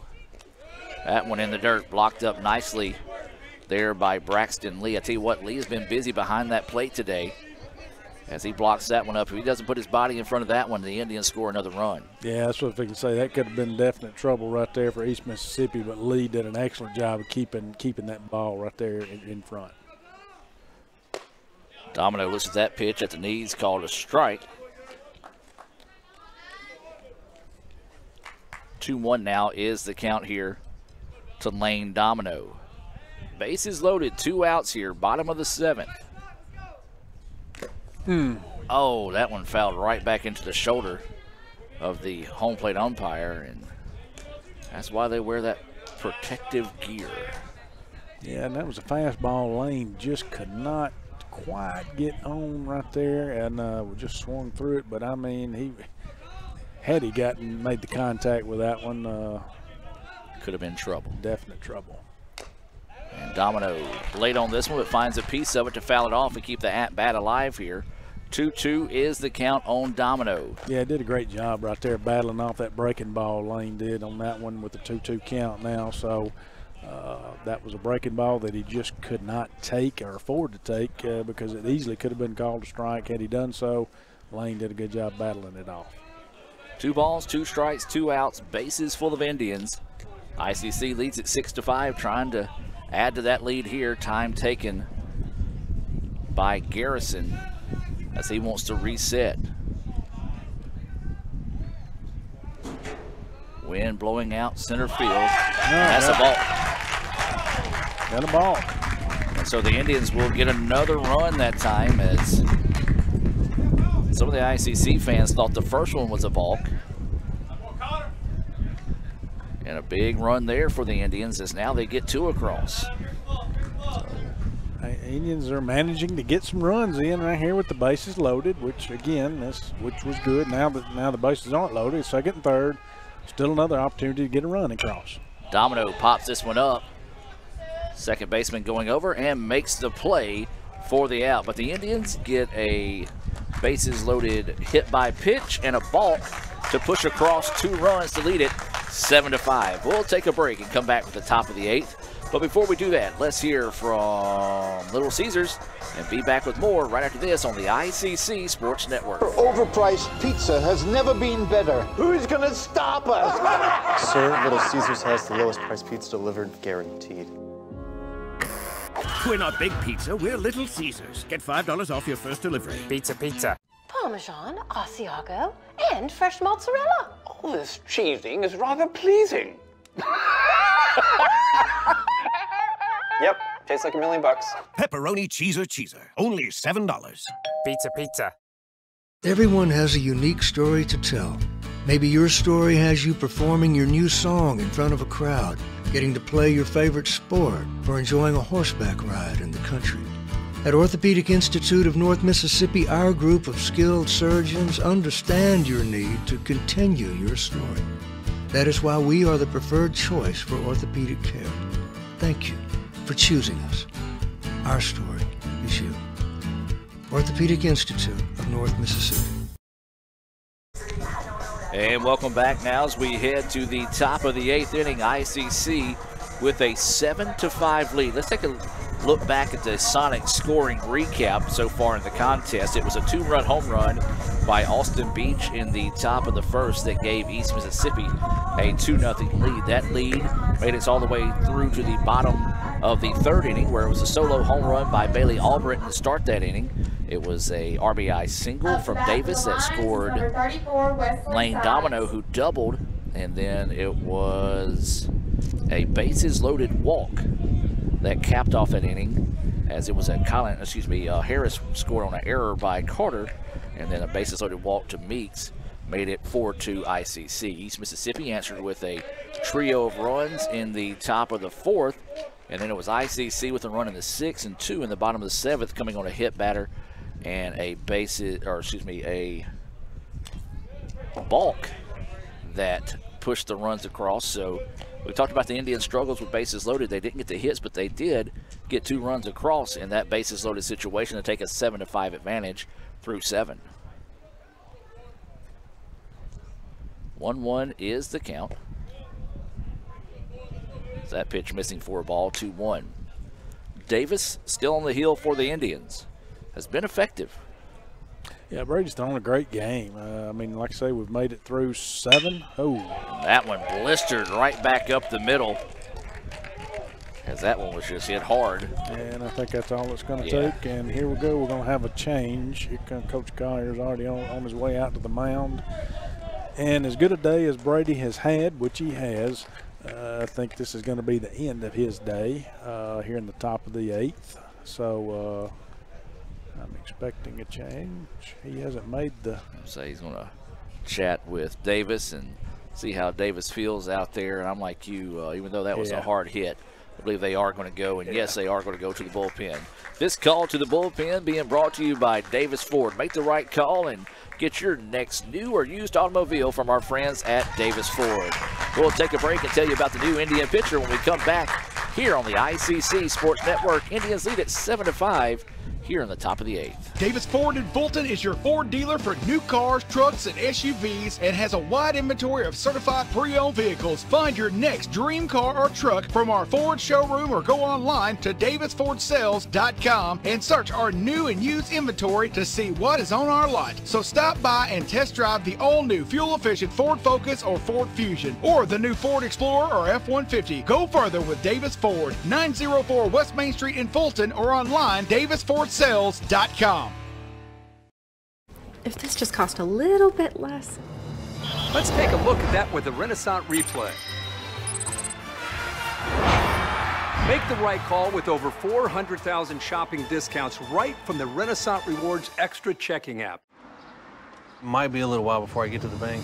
That's an incomplete pass. Let's give it a Renaissance replay. Renaissance Mobile Check Deposit. Make the right call and open an account with Renaissance today. The outlook for overpriced pizza has never been better. Who's gonna stop us? Sir, Little Caesars has the lowest price pizza delivered, guaranteed. We're not Big Pizza, we're Little Caesars. Get $5 off your first delivery. Pizza. Parmesan, Asiago, and fresh mozzarella. All this cheesing is rather pleasing. Yep, tastes like $1 million. Pepperoni cheeser. Only $7. Pizza. That's home. That's just like the Ravens. That's just like Pahokee, Florida. That's my second home. I got my degree from there, my first degree, college degree. It's part of my heart, it's part of my soul, it's part of my spirit. And, You know, it's everything. Itawamba Community College, baby, it's everything. It shaped me up to being a great man because it was part of the journey of me becoming the young man I am today. And it's home, man. That's it. Like, I can go there and lay my head down without no problems. Itawamba Community College, the best story here. Welcome back as Roe Ketchum, the new pitcher here for the Indians, at his first pitch, high for a ball. Brad, you got some stats there on Ketchum? I do. Freshman out of West Point, Roe Ketchum there, and currently it looks like he has had 2 appearances, thrown 3 2/3 innings, no hits, not giving up any hits, no runs. Does have 1 walk and has 8 Ks to his credit thus far. So that's what we got on Roe this season. Those stats being brought to you by our friends at the Sonic here in Fulton. Finds himself in a 2-0 hole here as he's being greeted by Bo Bates. That pitch down the middle for strike 2-1. Let's take a look at a scoreboard update being brought to you by Renaissance Bank. And it's softball and ICC leading that one 2-0. 3-0 now after they score on an error. That's game 2 as ICC trying to go get the sweep there in Scuba this afternoon. We're still in game 1 right here in Fulton as the count now goes 2-2 after that foul ball. Ketchum on the hill in relief of Davis, who pitched well today for the Indians. No outs, runner at first. This one popped up, and it's going to get out of play. Wind has calmed down. It's kind of still a breezy, but not as breezy inning here. Correct. 2-2 stays the count. Sun setting here in Fulton. Start to see those shadows stretching across Crescent Field here. Top of the 8th. This one's scheduled for 9. Game 1 between ICC and East Mississippi. And beautiful strike 3. My goodness, that pitch needs a citation. Did not use a blinkers. It took a big 12-6 curveball, strike 3. Yeah, that was a big hook there thrown by Ketchum. We've got now 1 out, runner at first. And who is this? Where are we at in the line? This should be Lucius coming to the plate. Yes, I see it now, Lucius. And that was the first Renaissance Bank strikeout of the day as that pitch up a little bit for the umpire's liking for a ball. Renaissance Bank, understanding you, RenaissanceBank.com. Don't forget you can visit Renaissance Nation to see some of the videos they've got, RenaissanceNation.com as well. That pitch drifts high, 2-0 now is the count here to Lucius. 0 for 3 on the day is Lucius. He grounded out to the third baseman to end the first. He popped up to first and grounded out 6-3 in his previous at bat. That was back in the 6th inning. That pitch in there for a strike. 2-1 now. Goes the count here to Lucius. Yeah, nice pitch there by Rowe. Strike zone, good fastball. Had a little pop on it. So 2-1 now is the count with 1 out and a runner at first. This one blistered but foul.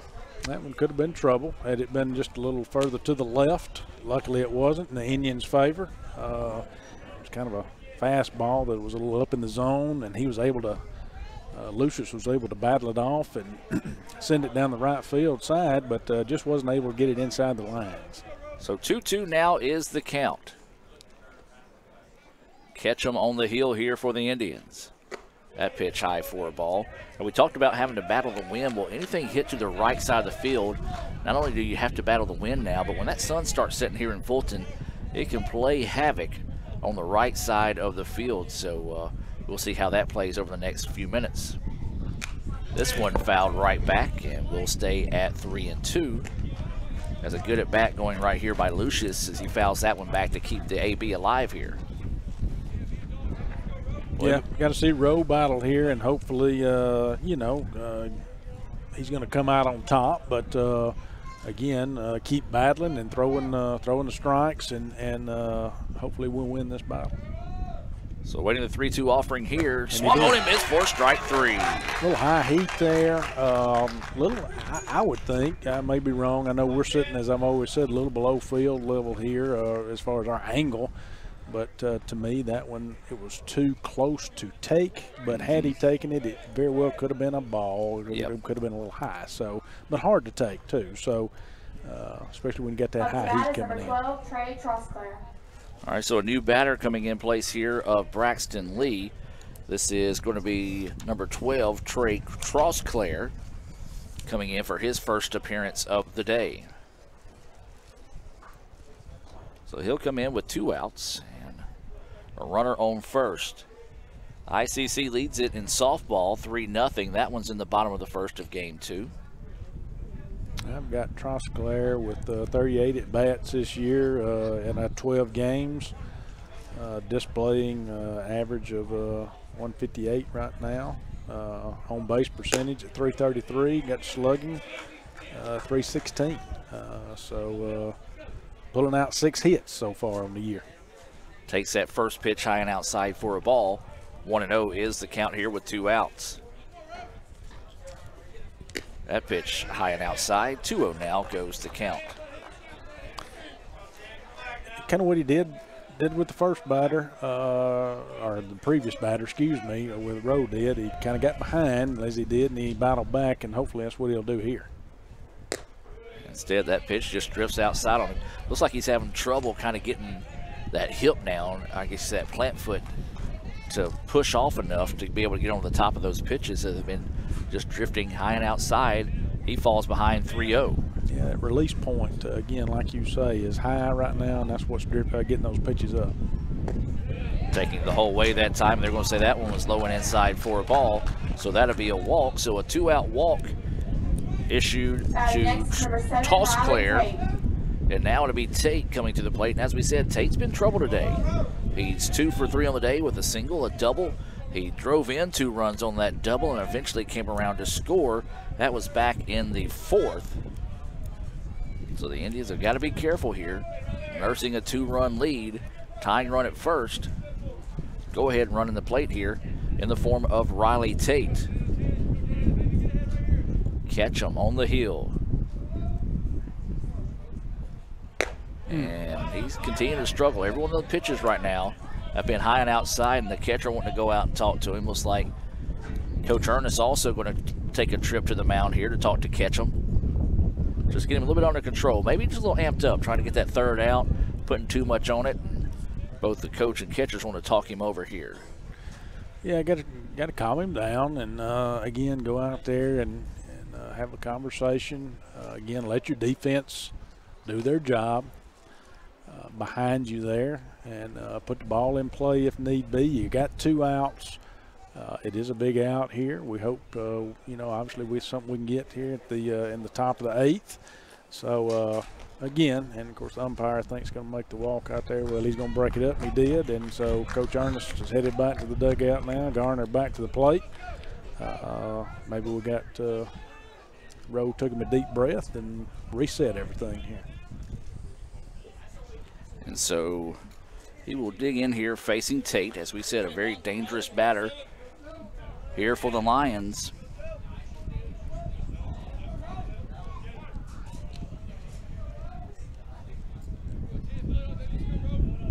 So Ketchum already behind 1-0 in the count. Runners on first and second. Still missing that high outside, Bart. Yeah, still throwing high. Got a 2-0. Yeah, 2-0 count, I guess. But you do have still activity in the Indians bullpen. Still looks like Monaghan is down there throwing. I can't tell if anyone else is or not. There's a strike. It looked like East Mississippi had committed to waiting until he could throw a strike before they were going to swing the bat.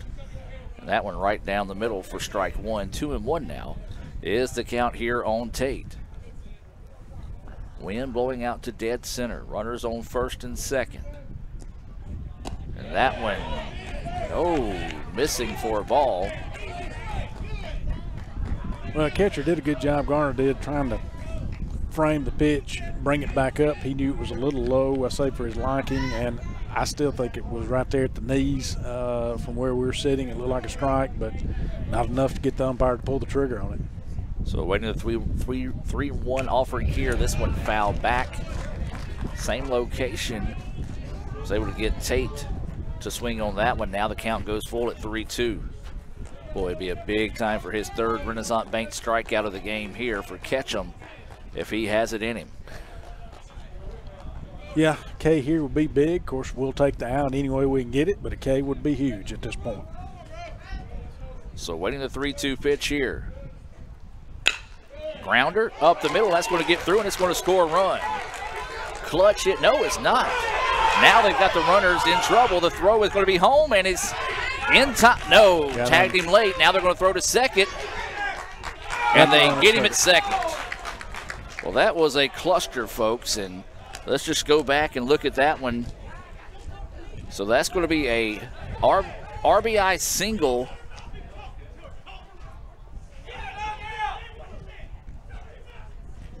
And then they throw it to second, and you see the out there. So that gets Tate out. 8-2 to, I believe, 6 on the out. And Coach Collier fired up as the guys come to the dugout. It is 7-6 as we head to the bottom of the 8th inning. We'll come back. It'll be the 2-3-4 batter scheduled up here for the Indians. Let's hear from Sonic and be back with more right after this. Natalie, when she was first driving, she literally swerved off the road a lot because she was looking at herself in the mirror. Maybe I look at life differently. You don't call it over space, it's outer space. But it's underwear. The tats right here, look. You always say chocolate's so weird. It's like chocolate.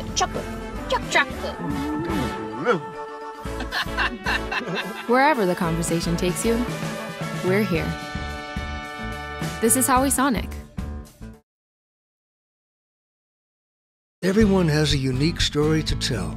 Maybe your story has you performing your new song in front of a crowd, getting to play your favorite sport, or enjoying a horseback ride in the country.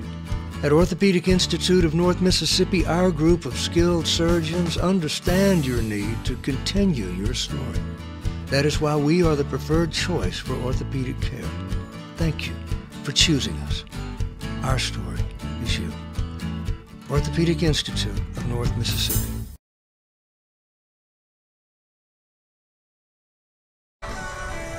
And welcome back, ladies and gentlemen, as we head now to the bottom of the 8th inning. East Mississippi just oddly got a run back. That's the only way you can say that there, as they make it a one-run contest, 7-6, as Davis takes that first pitch for a ball. You know what that was? That was MACCC baseball. Yes. When crazy things can happen, they're going to say, hold my drink. As this pitch popped up to the right side and squeezed by the second baseman.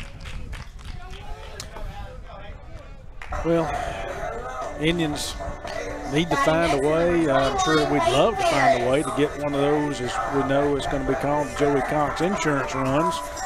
We do have the lead, 7-6 right here in the bottom of the 8th, but nothing like an insurance run or two going into the top of the 9th. So one out now. Brad, here's a Sonic stat for you. Indians with only one hit in the last 27 plate appearances. Now, granted, some of those have been walked and a hit by pitch, but the Indians' bats have gone quiet. They only have 1, 2, 3, 4, 5, 6 hits on the afternoon. Wow. Here's one blistered out to center field. Center fielder's going to go back and make the play, though. Well, that right there was good contact by Hayden Harris. I mean, it doesn't hit your feelings any. It wasn't a hit, but that's more like the contact that we were seeing them make back in the 3rd inning when they scored the 4 runs. And so blistered out there to center field, as Adam said, but still right at him. So a line drive to center for out number 2. Carter swings on the first pitch he sees, fouls this one out of play for strike 1.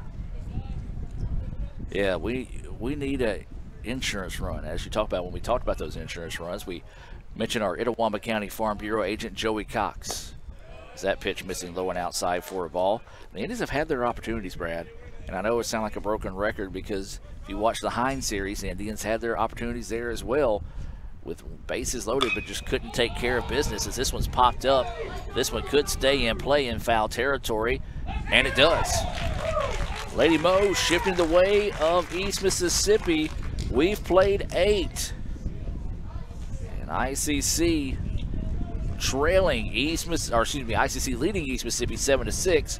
We'll take a break. Can the Indians close the door on this one? Let's hear from Coke and be back with more right after this on the ICC Sports Network.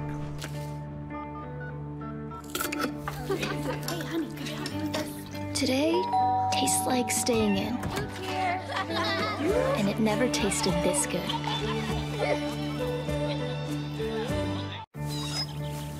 know what I remember when you were born?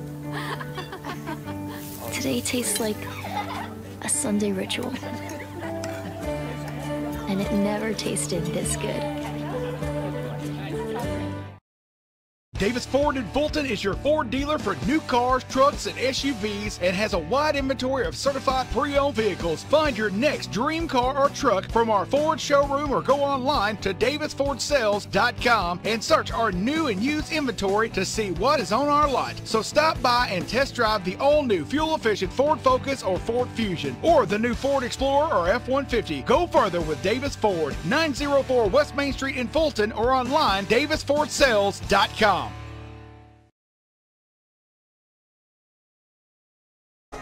Welcome back as we head now to the top of the 9th inning. ICC nursing a 7-6 advantage. Lady Momentum, though, wearing black and white right now as things have shifted the way of East Mississippi here of late. Adam Gore, Brad Boggs bring you this action. We do want to thank those that have tuned in and say a special hello to those that are watching in favor of East Mississippi this afternoon.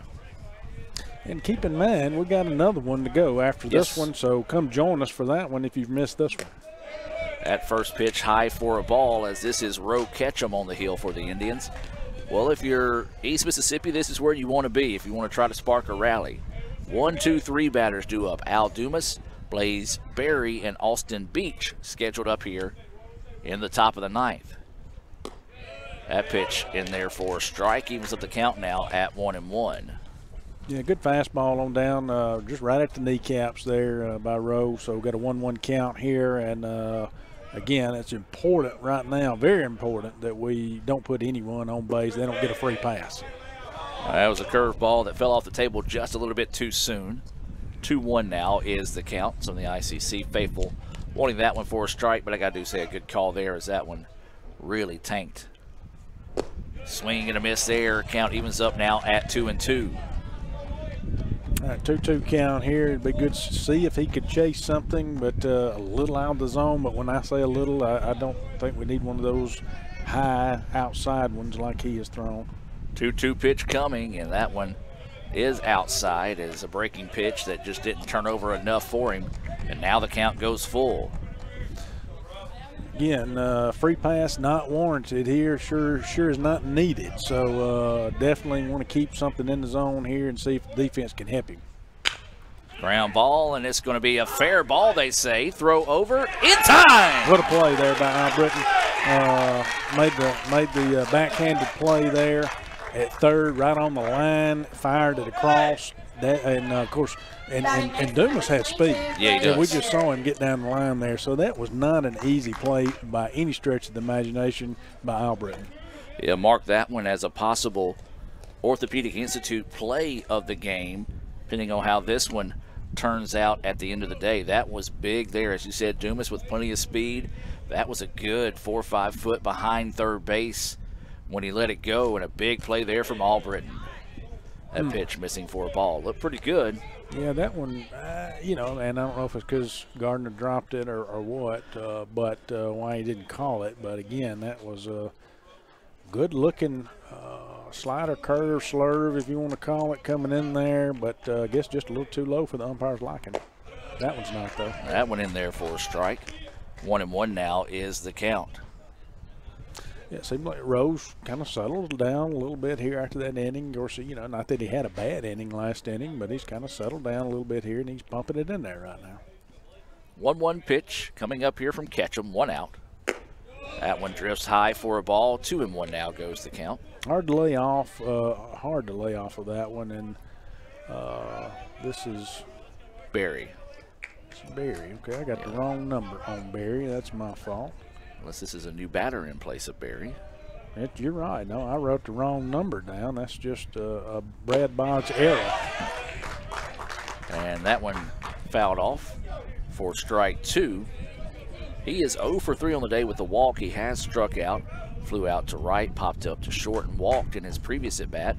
Now faced with a 2-2 count here, and catch him on the hill. If he can get his way out of this one and pick up the save.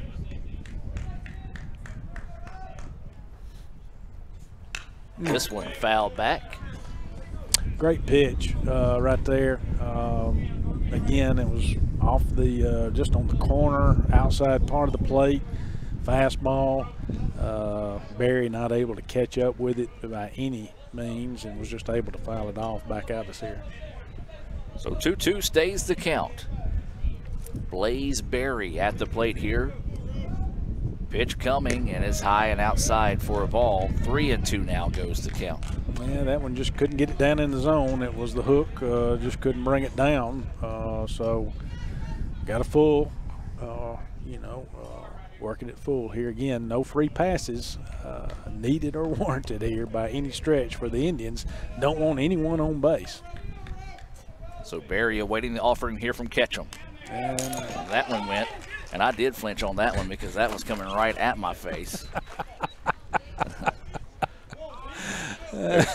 There's only certain ones you can hold off of, but when you're looking and see seams right in your eyeballs, you're going to move. Well, Coach Collier's going to make a trip to the mound here. I don't know. I'm going to say, I don't know if he's going to talk it over here, and that's going to be it. We will have a change. So this pitching change is going to be brought to you by Little Caesars. So let's take a break and tell you about the new Indian pitcher coming up here. ICC 7-6 lead, but the tying run on base. Back with more right after this on the ICC Sports Network. The outlook for overpriced pizza has never been better. Who's gonna stop us? Sir, Little Caesars has the lowest price pizza delivered, guaranteed. We're not Big Pizza, we're Little Caesars. Get $5 off your first delivery. Pizza, pizza. Parmesan, Asiago, and fresh mozzarella. All this cheesing is rather pleasing. Yep, tastes like $1 million. Pepperoni cheeser, only $7. Pizza, pizza. So when are you gonna give me back for the pizza? Oh, personal foul. Let's give him a Renaissance replay. Make a successful handoff when you transfer funds to friends and family with Zelle and the Renaissance mobile app. Let's give him a Renaissance replay. Make the right call for 24/7 roadside assistance and sign up for Renaissance Rewards Extra Checking today. Everyone has a unique story to tell. Maybe your story has you performing your new song in front of a crowd, getting to play your favorite sport, or enjoying a horseback ride in the country. At Orthopedic Institute of North Mississippi, our group of skilled surgeons understand your need to continue your story. That is why we are the preferred choice for orthopedic care. Thank you for choosing us. Our story is you. Orthopedic Institute of North Mississippi.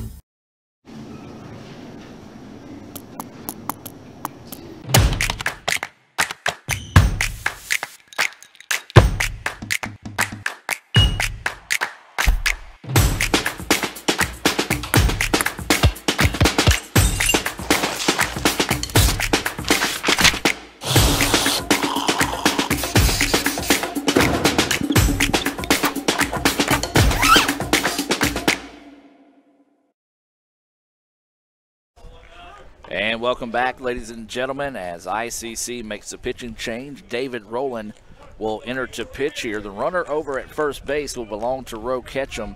That is the tying run. Beach at the plate with one out. That pitch in there for a strike. Brad, you got any stats there on David? Yeah, David, of course, right-handed pitcher. We got out to Florence, Alabama. He's had 5 appearances this season, 7 2/3 innings, giving up 6 hits, 2 runs, 3 base on balls, 4 Ks, got a 2.35 ERA. That pitch outside, evens of the count now at 1-1. So the runner at first, that belongs to Ketchum. So he can only get a no decision today, or, well, he's in a no decision situation either way. A swing and a miss there for strike 2. Ketchum no longer in line for the save as Rowland coming in here.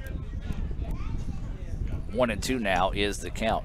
You got to be careful. Austin Beach, he had that 2-run home run back in the first, so he can hit for some power. Granted, the wind did help him out a little bit, but the result was a home run. Yeah, got a 1-2 count. Again, pitcher's count in Rowland's favor. Going outside the whole time that time. 2-2 now is the count.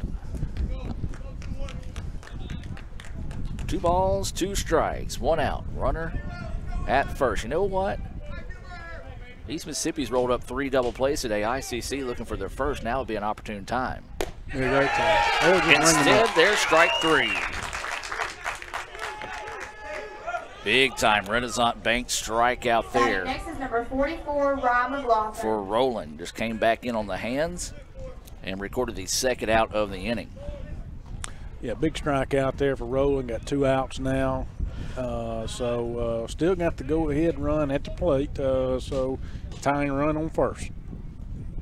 And this is going to be McLaughlin coming to the plate. Takes a look at that first pitch, low and outside for a ball.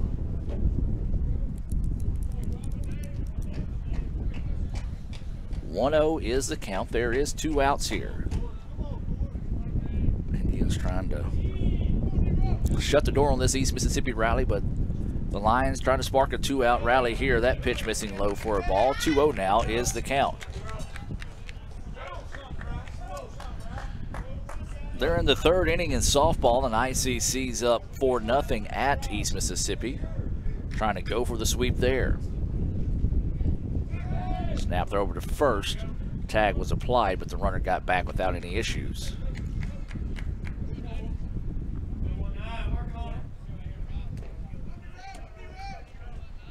So 2-0 is the count. David Rowland on the hill here. Ground ball, foul ball. That'll go for strike 1. Boy, that sounded good off the bat, but a foul about 3 foot. Yeah, picked up strike 1.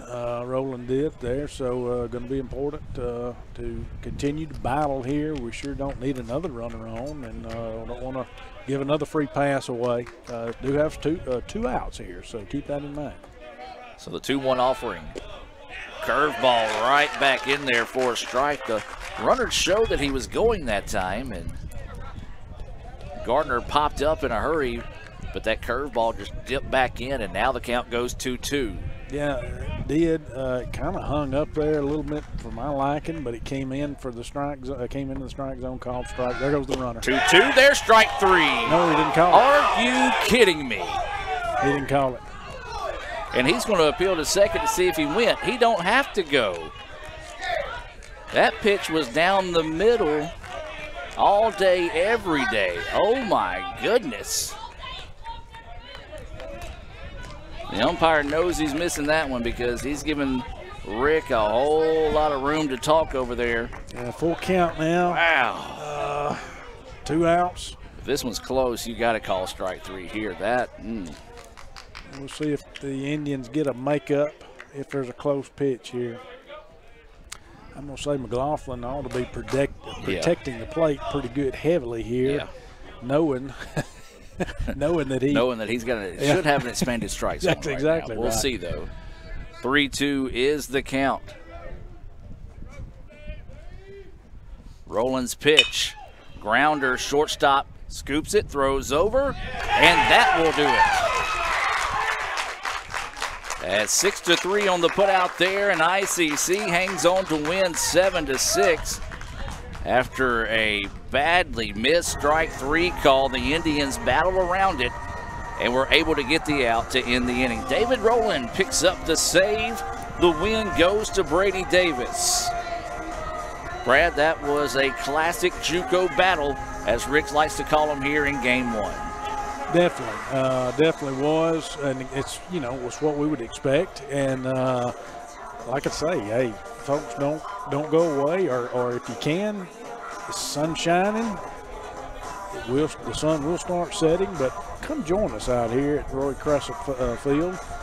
Got another one between the Lions of East Mississippi and the Indians of ICC of Etowah here shortly, and looking forward to that game with what we had here the first game, Adam. Lions fall to 8-7, 1-6 in conference play. ICC improves to 10-5, 6-1 inside the conference. We're going to take a break and we'll step away with the broadcast. You know what? I'll keep it streaming. I'll just turn the sound off. But we'll be back with Game 2 in about 20 minutes here on the ICC Sports Network. Why settle for a checking account that just holds your money? Renaissance Rewards Extra gives you so much more.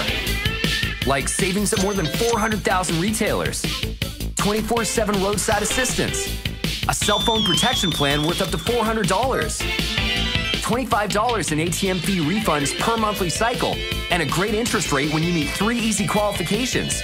Get extra today at rewardsextra.com. Renaissance Bank, understanding you. Member FDIC.